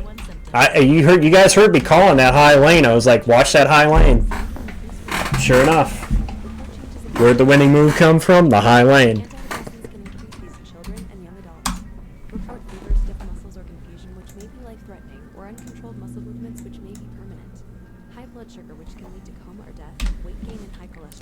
And you know what else came into play there at the end that I mentioned earlier? 4 tires.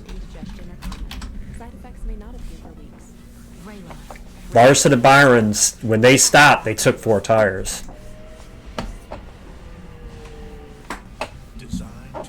I'm telling you, that's something we're going to have to watch. That is something we're going to have to watch.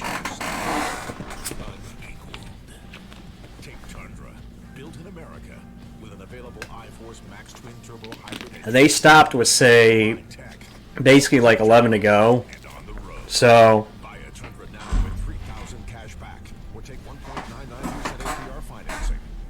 I'm looking at those 4 tires. Keeps your morning moving. Even more news, weather, entertainment, 9 to 11 a.m. fun to watch, right? Join Marissa, Steve, Jacqueline, Steven, Makia, Annie Mae, and Tucker. Well, Daytona always was. Atlanta just recently is. It's basically still Atlanta, just a super speedway, smaller. Atlanta's basically a smaller Daytona. Dega, we haven't seen this. Usually in Dega's history. Stay with us. Stay ahead. But with this race car, I think the 4-tire calls might have to play dividends at the end of these runs. Like if the stage ends and end of races, I think those 4 tires are going to be...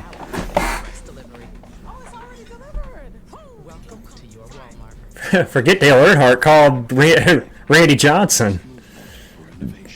The pitcher. Although yes, Dale hit a seagull at Daytona in, what, I believe 91, 92. Looking for a reason to try the $5 meal deal with new McValue. Here's 1, 2, 3, 4, and the price makes 5. Get more than you expect with the $5 meal deal with new McValue. End of 1997, when Ken Squire stepped aside from anchoring CBS and moved into the host role, they moved me into the anchor seat. And of course, the first race I get to call is Dale Earnhardt's Daytona 500 win. And you know, that's the clip that seems to resonate and follow me, you know, everywhere I go. We'll be walking in a crowd, walking toward the booth, and people are still going. 20 years of trying, you know. It's like, okay. Kevin Harvick's happy hour. Boy, that was fun doing. I might have to look that one up just to hear. I like Mike, so I should look up and listen to that one. Because I like Mike. With clickbait, but gosh, enjoyed that. Thank you. Well, I enjoyed having you, and I really, the thing that a lot of people don't understand is you have so much of a history in this sport and so much of an understanding for it. So it was fun to be able to have people hear you tell those stories. Well, my history is about the same as your 2 years combined, but my view has been a lot wider than straight out the windshield. Yeah, it's your absorption that you have over us. That's the advantage you have over us. You can really talk about your age, our age, and everybody before us. That's what you have over us. I think I don't remember what I did yesterday. The biggest thing that Mike has is a memory, is what you're saying. That's exactly what it is. Well, we get to have a lot of fun doing it on the podcast and, of course, here at Talladega and every Sunday on Fox. There was a groundhog. Somebody hit at Pocono. What a week he has had. He was up at Indianapolis for the test this week. Yeah, wrecked a car at the test, Larson did. Can fix and repair. Here's what happened in the open test in his HendrickCars.com. I seen the video of this too. With Chevy Power. Going into turn 1, got a little high, slammed against the fence, and it really wasn't that bad. And the car hit it the second time. So then he goes on this weekend and wins a World of Outlaw race at Jacksonville, Florida. Here they come. Win Talladega. Josh. I'll start with the 24. William Byron said he might have a steering issue with that car. Rudy Fugle told See, again, no surprise, Byron and Larson taking fuel only now. Chase, who took fuel only the previous stop, is going to take 4 now. Same thing with Bubba. He too on pit road for the second time. They're going to wait 2 extra seconds on fuel. You see it there, 1, 2, and down he goes. Regan. Like I said, keep an eye on the guys that take tires at the end of near the end of the stage or near the end of the run, because those are the guys that. Drivers stayed out. 5 cars, led by Carson Hocevar, along with JJ. Those are the guys that I think are going to charge. I mean, we just saw that at the end of that stage. And I wondered why Larson left his teammate. Now I know why he left his teammate, because his car was handling better at the end. He just figured, I'm just going to go. He had Byron on his bumper, and well, he went. I'm lowering my A1C, and I lost some weight too. I also learned some people take Ozempic to lower the risk of major cardiovascular events like stroke, heart attack, or death. And others take it to lower. Like I said, it's the high lane is the lane you want to be in at the end of these races, just because that's where the momentum is. if allergic to it. Stop taking and get medical help right away if you get a lump or swelling in your neck or any of these allergic reactions. Tell your provider if you plan to have surgery or a procedure, are nursing, pregnant, or plan to be. Serious side effects may include inflamed pancreas, gallbladder or severe stomach problems, or changes in vision. Call your prescriber if you have any of these symptoms. Taking with a sulfonylurea They ended the campaign. low blood sugar risk. Common side effects include nausea, vomiting, diarrhea, stomach pain, constipation. Some side effects lead to dehydration, which may worsen kidney problems. Discover the GLP-1 with the most FDA-approved uses. Ozempic. Are you guys ready? All new Next Level Chef, Thursdays on Fox. Designed to outlast and outlive. Toyota trucks are unmatched, unstoppable, unequaled. Check out the new Land Cruiser and start your epic journey today. Outfitted with the most advanced tech and ready for anything.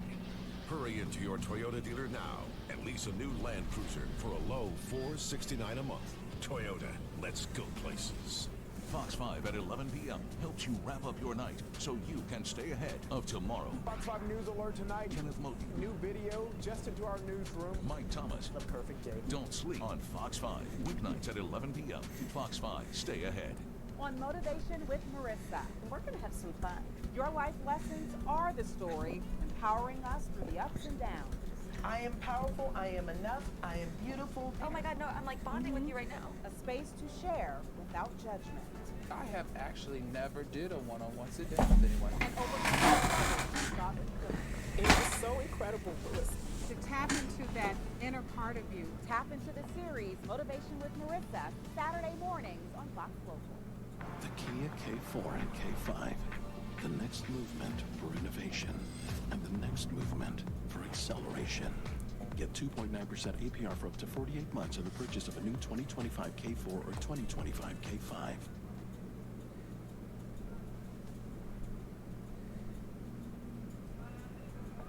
Next week, NASCAR heads to the Lone Star State for a triple header of racing action with the Truck Series, Xfinity Series, and the Cup Series. We are at the spotter stand. We're live here, of course, at Talladega Super Speedway, the highest point with Jamie McMurray and Chris Myers, and they're about a mile away from what they're spotting, for the most part, where the cars and drivers are on the track. And it's so critical for them to communicate to their drivers, especially at a super speedway. Jim, you have a cap cam on to show us exactly how they're all up here and communicating with their drivers.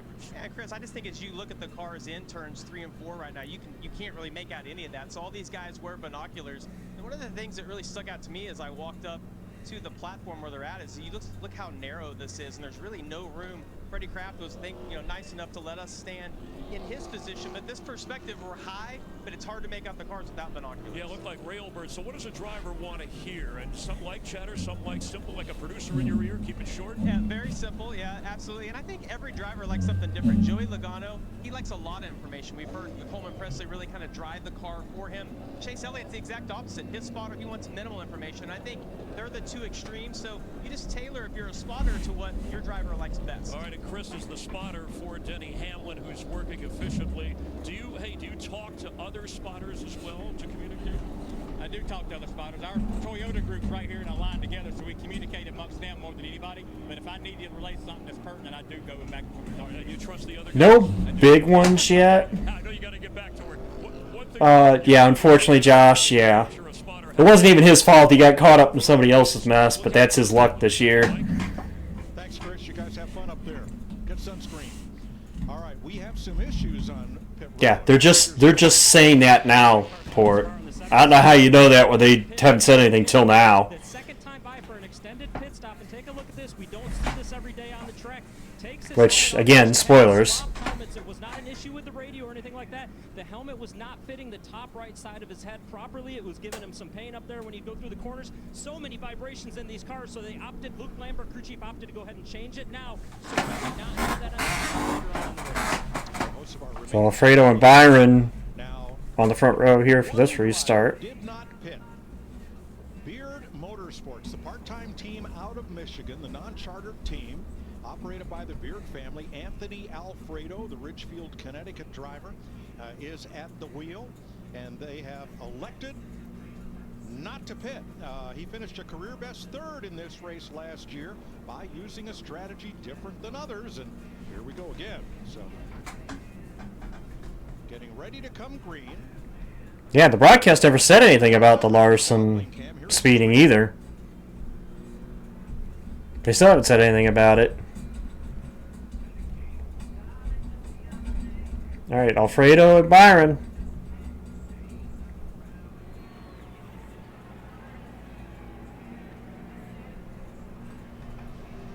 Green flag.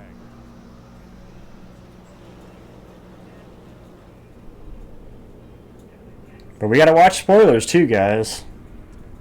I'll tell you what, Kevin. Starting stage 2 right here, boy. A lot of people follow this stuff on Twitter so they get the updates quick, but you can't. You put that on here before it comes up. Even if Fox does miss it. Top lane working again. I see Barry and somebody else was up there. Could see who's behind Barry.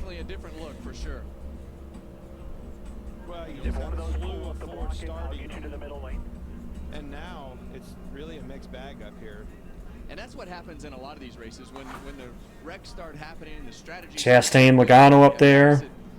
You get penalties and different things starting to happen. All of a sudden, those plans start to go out the window, and you have to start developing a new plan. Sure, if those cars come back. Yeah, Chastain. Joey is pushing the heck out of Chastain, and here they come. But right now, it's pretty mixed up. When you're talking about Fords hooking up, look at this guy right here, Joey Logano, pushing Chastain all the way to the front. Power move. Here they come, baby. Both Trackhouse cars up at Very top lane again. Suarez is down in the bottom lane, and Chastain is way up top. No way they can get to each other to help.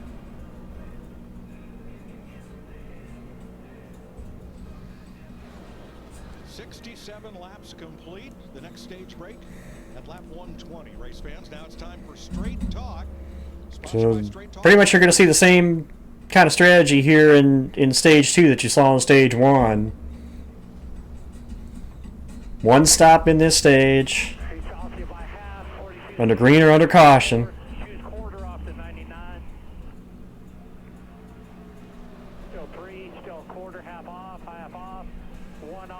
And we should see one stop in the last stage.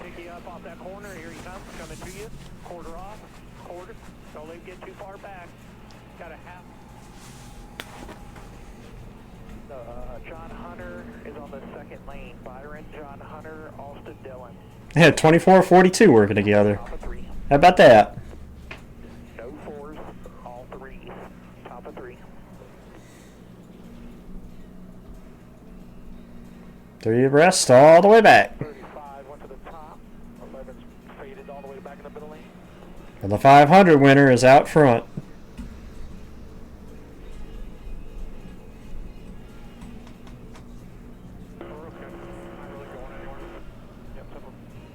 Last time the 24 car won here. Here's a one for you. The last time the 24 won at this racetrack, fall of 2007. It's been that long since the 24 car was won here at Talladega. You were the first push. Still pre. 1 in front, 1.5. 1. 1. 3/4. 62 is pushed out. Still 3/4. Still 1. 1.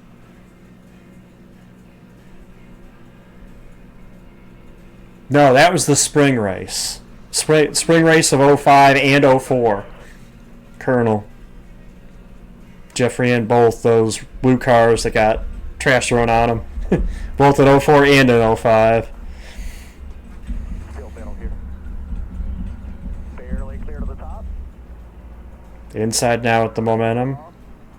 Quarter off, they're going to connect on the Fredo playing both lanes there. Not going to be able to hold the cut off the top as Chastain guns for the lead. Yes, he did, Bumble. Spring and fall. Spring race ended under yellow, and fall race he won by passing his teammate on the last lap. Used the push from Tony Stewart to pass his teammate on the last lap. Alfredo from Richfield, Connecticut, leads him at Talladega, driving for a team. Incidentally enough, here's something else that will date that. Damn it, Bumble, you beat me to it. That was the first COT Super Speedway race.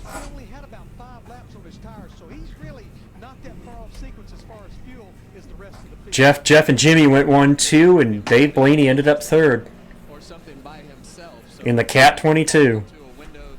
He can fall into. I think that's definitely the hope to try to do that. But right now he's leading the race.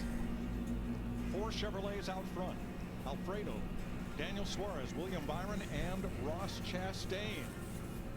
This is the 6th time that Beard Motorsports has led at Talladega, the only track in the NASCAR Cup Series where they have led laps. With different drivers going back to Brendan Gaughan. Right now, the different strategy they play is they're out front. BJ McLeod coasts onto pit road, and he will turn into the garage. He will be the 5th car. Nemechek's going to jump to the 3rd lane. Byron not quick enough to jump up there. Look at Austin Dillon now there in the middle behind Byron.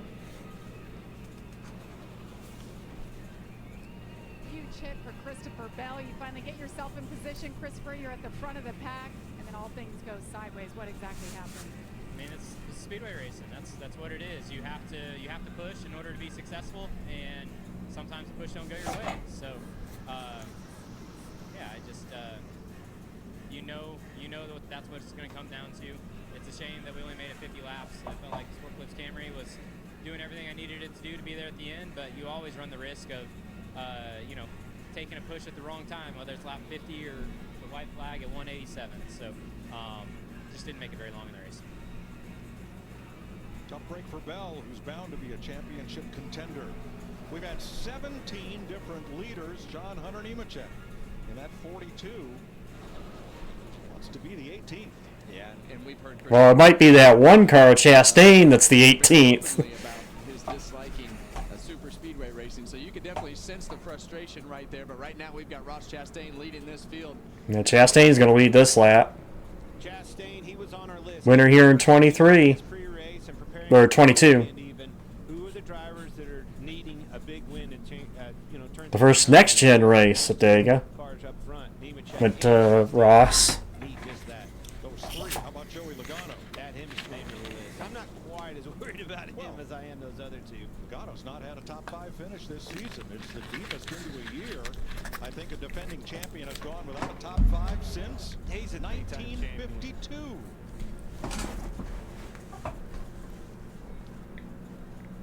Three abreast. Yeah, you really see the onboard cameras. You can see. Suarez keeping up there too. Moving around right there. These cars second on the inside. Rigid, from the ride quality standpoint, you can really see the helmets. Ooh, are we gonna go 4? Yeah, we're gonna be 4. Gregson's gonna force it under. Had some momentum, getting back pretty close quarters. I think you're. Or is that no? Excuse me. That must have been Jones. Yeah, Jones underneath of the 34.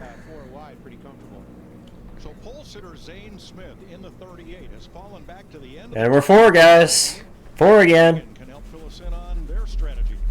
Well, Mike Crew Chief Brian Burgundy for Zane Smith, the pole sitter, sitting here watching his car right now. Ryan, you got all kinds of computers going on, trying to manage what's going on with the track with your driver.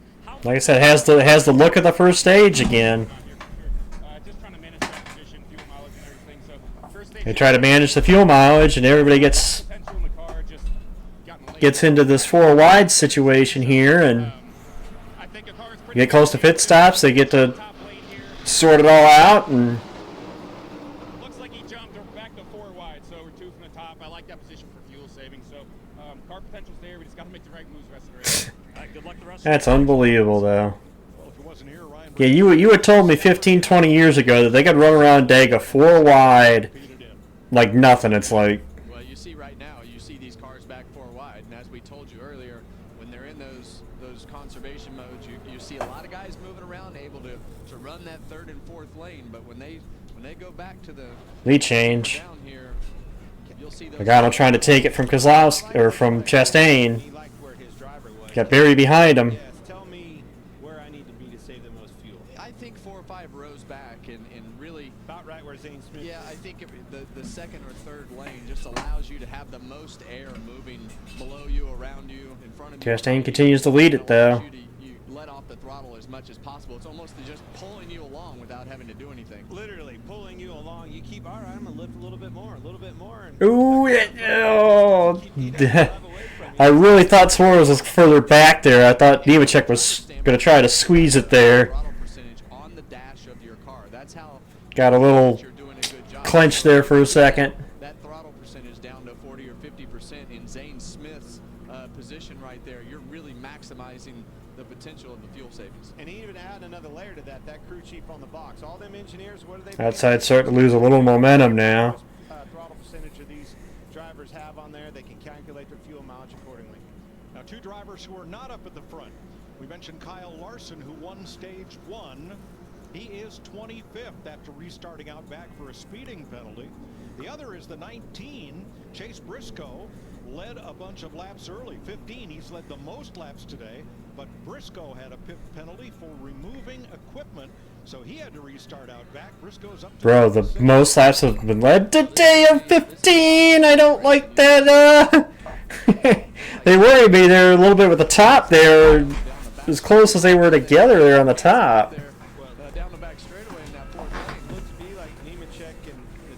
Almost playing squeeze play up there. I don't know about that. I wouldn't be doing that, guys.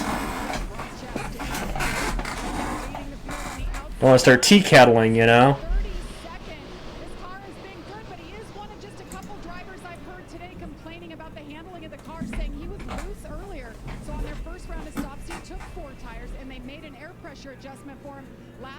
Still 4 abreast. And as I said when they were 4 abreast earlier, please nobody make a mistake.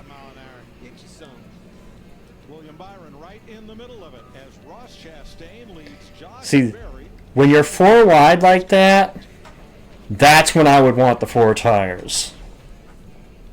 If you're up front leading, I think you can get away for taking fuel only. But if you're back in that pack, I want 4 tires so my car doesn't dance around as badly as those without tires.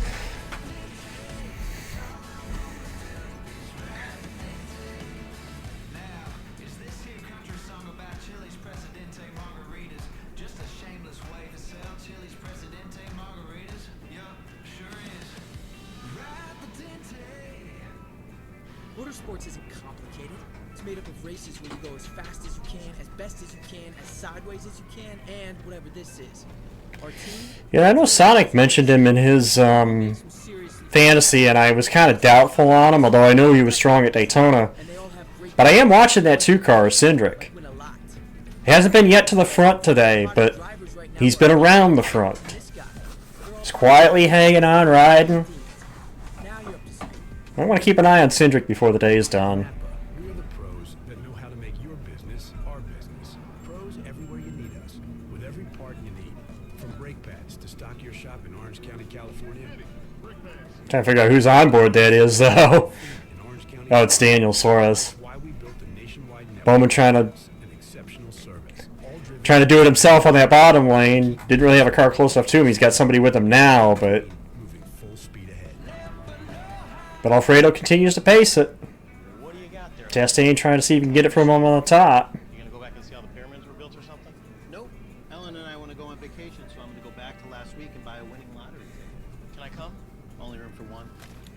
How am I getting home? Sitting on my lap like last time, Ronald. Fine, but I'm bringing this. All right. Or you could try one of these savings options. The right money moves aren't as far-fetched as you think. There it is. See? Told you it's gonna all work out. Thanks, future me. Coffee Mate is the world's biggest coffee lover. Because... Oh, you are? Because I have a sign. Do you have a sign? No, we don't have a sign. Fine, you're the biggest coffee lover. From the community of the campgrounds to the action on the track, there's Back to 3 again. Michigan International Speedway. Here we go. The green flag will be flying all weekend long with 3 races and endless opportunities for a good time. Family-friendly entertainment meets race fans' needs. Now, Alfredo, again, did not pit at the stage break. Doing a good job hanging on there.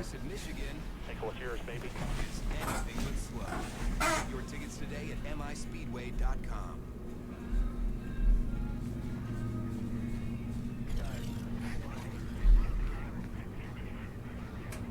You slid there.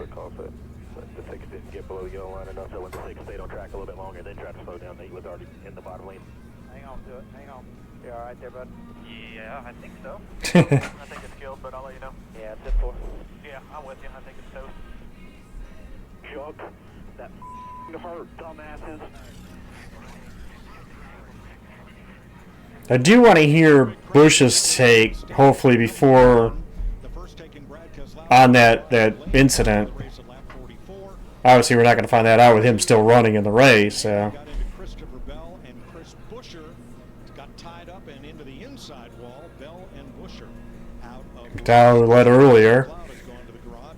The other 34 cars are all on the lead lap, and they're separated first to last by only 2 seconds. Well, and they're very mixed. The last car in that group, I think, is AJ. Since the drop of the green flag here in stage 2, and that happens, like we said earlier, you have to work with cars. Here we go again, 3 abreast. And sometimes that puts different manufacturers together, and right now you see that on the outside lane.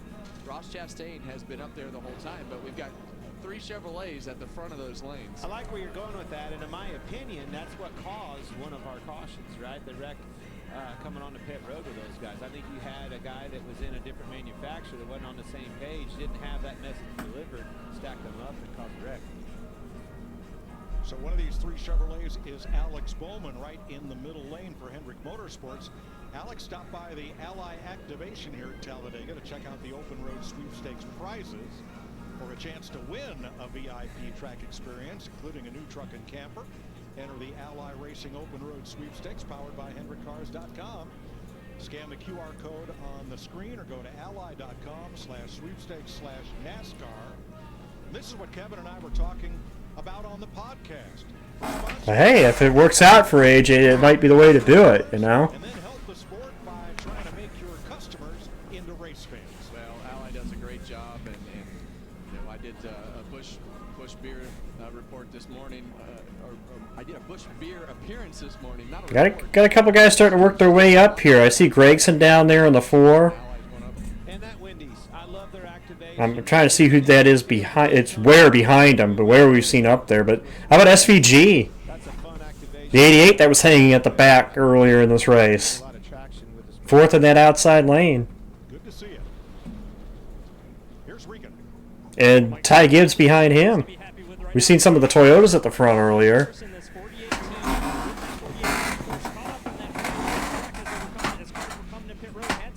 To the left front and left side door of the car. They spent a bunch of time. Gotta get more cars in that overall the outside lane. The front here, and that 48 car right now looking good. Alex has been quiet down the radio. 34 to go in stage 2. Larry, I'm curious. The Toyota strategy in stage 1 was to get their cars lined up and then get out front single file and change the pace of the race. How likely are we to see something like that here in stage 2? I don't know that we will in stage 2, Mike, but I will say this. The window's going to open for teams to start hitting pit road at about 13 laps, right about lap 100. If I go back a year ago in stage 2, the Toyotas were the last to pit. But in the final stage where I think it really pays off, they were the first to hit pit road. Mike, I have no idea. Well, I think that's the key to setting yourself up for the end, Larry. And I like what you said there. I wanted the track position. Get me into the pit. Figure out the Dyson going on there. in there. Put me out in front of these guys and let me do my job. Me and my spotter are going to go out there and keep them behind me. Well, the other thing that happens too, as these races get mixed up and those cautions come out, this stage has been a little more straightforward so far. But as we saw, it can all go up in smoke as quick as it coming to pit road. We might be on plan C already, as a matter of fact. And the drivers inside the cars don't know the plan sometimes, and when it changes, and the engineers and the crew chiefs and everybody is developing that plan as it changes. So it's Look at the top 3 right now. Alfredo, Gregson, and Ware. I'm hearing you say that, and I'm watching right there. Larson on the bottom. You see him clear back over here. There's Joey with help from Priest. He was on the outside, right? And he was up there in the stage because of that on the outside. The strategies change, plans change, and you've got to adapt. You have to learn Gregson was one of those that was kind of laying at the back, I noticed earlier, DJ.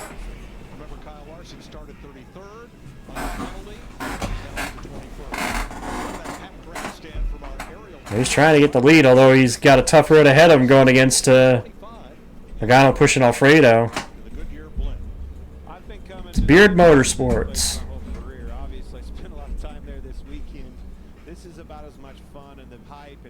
Single car team. They've been around a couple years.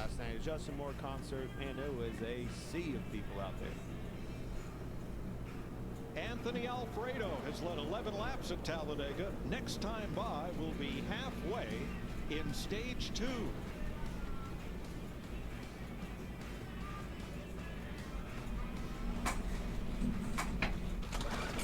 No, it's still there, DJ. I don't think it's going away. I think it's still there. The momentum keeps shifting depending on who's leading that lane. You get a strong car like Logano leading the middle's going to pull forward, but it all depends. You're referring to Alfredo's sponsor, right, Ellison?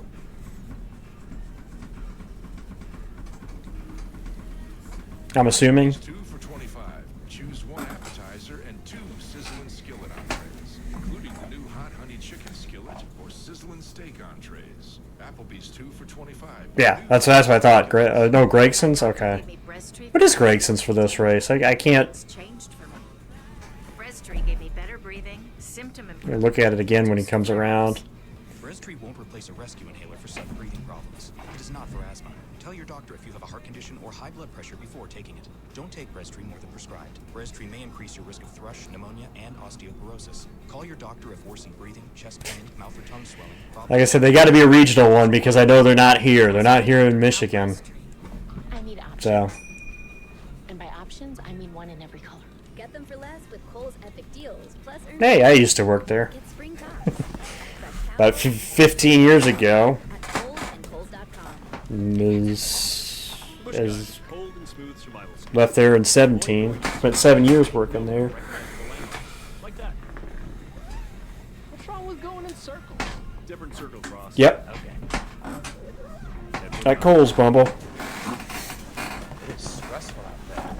Some companies are making noise about great deals, but how do you know you're not paying more? We all need things that comfort us, that we trust. A nice cup of tea, a fresh basket of puppies, and teamwork. When you switch, not only can you save 20% versus the other big guys, the price of your rate plan won't change for 5 years, guaranteed. Sometimes it's nice when things don't change. T-Mobile's new experience plans. Families can save 20% today, and your price won't change tomorrow. Ah, that's better. There's a reason Chevy is called the heartbeat of America. The heartbeat's strong, steady, unwavering. Like the people who keep this country moving, doing what they do best. Helping neighbors, pitching in, getting it done. Stock work, pretty much. Started out setting prices. Changing the paper signs when they had them. When they went electronic, it just became different jobs.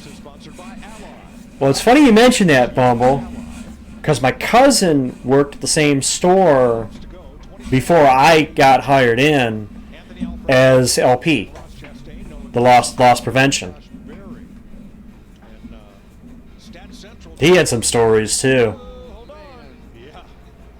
Like he had a guy basically steal his car, and being on the phone with the cops, telling him where the guy was headed with his car, and he apparently heard the cops say they were going to spike his car. Well, he had just got new tires, so he's on the phone to them going, "No, don't spike it." So he's actually a firefighter. It's like firefighter and also does police, so it's like firefighter police. Right now is what his main job is now. 905. That's a dangerous job too. Repo guy. You got to be in and out, and the way some people are about protecting property, and that's a dangerous job. Yeah. Yes, he is, Bumble. Made a special pit stop at the Wendy's Test Kitchen to check out a fresh way to Frosty. Ross, Daniel, and Shane took their skills for a Frosty Swirls test drive. Did you have some fun making nurdles, Clint? Oh my gosh, they were so good. A Frosty, are you kidding me? And that test kitchen was awesome. I mean, I'm talking everything is made and perfected right there, Kevin. It wasn't just the Frosties. The Frosties were on point. Chastain wasn't a very good Frosty maker. We didn't listen very good. There's a channel on YouTube, Bumble, that I follow. Actually, two. One is the guy's a firefighter, but he posts about hilarious videos about people he's run across on runs he's done. And the other is a younger guy that is a paramedic, and his shorts are hilarious when I run across them. Both their shorts are hilarious, but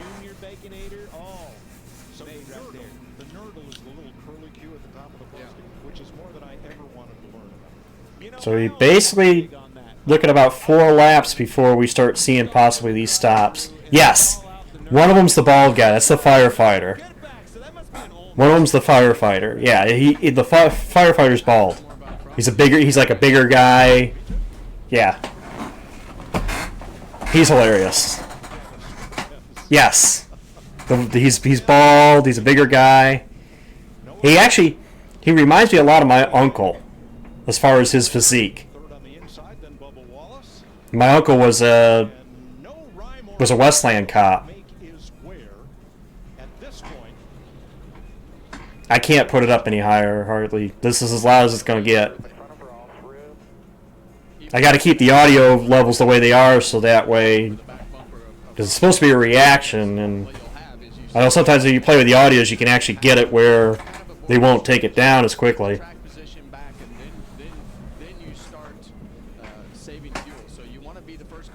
No problem. I've had people ask that before, but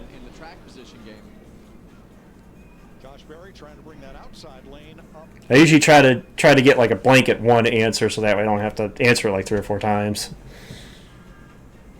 You gotta have a good pusher, and you see Joey Logano right there.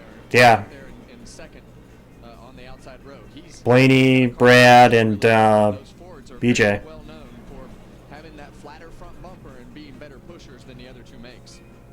I got a volume boost on YouTube. I got an extension on YouTube, Bumble, to boost the audio on YouTube.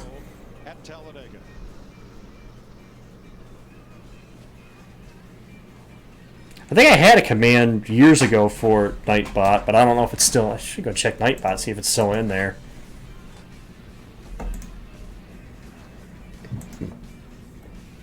Graduates, today you enter the real world, ready for whatever lies ahead, except for the following, which you are likely to find exceedingly difficult. Going to a 9-to-5 job, doing your taxes, putting on a duvet cover, taking off a duvet cover, realizing you're never gonna go to the gym. This guy knows what I'm talking about. In summary, life is hard, but saving money by bundling... Nah, I didn't. I got rid of it then. I did have it at one time. For the rest of your life. I think one of my old Discord accounts I had it.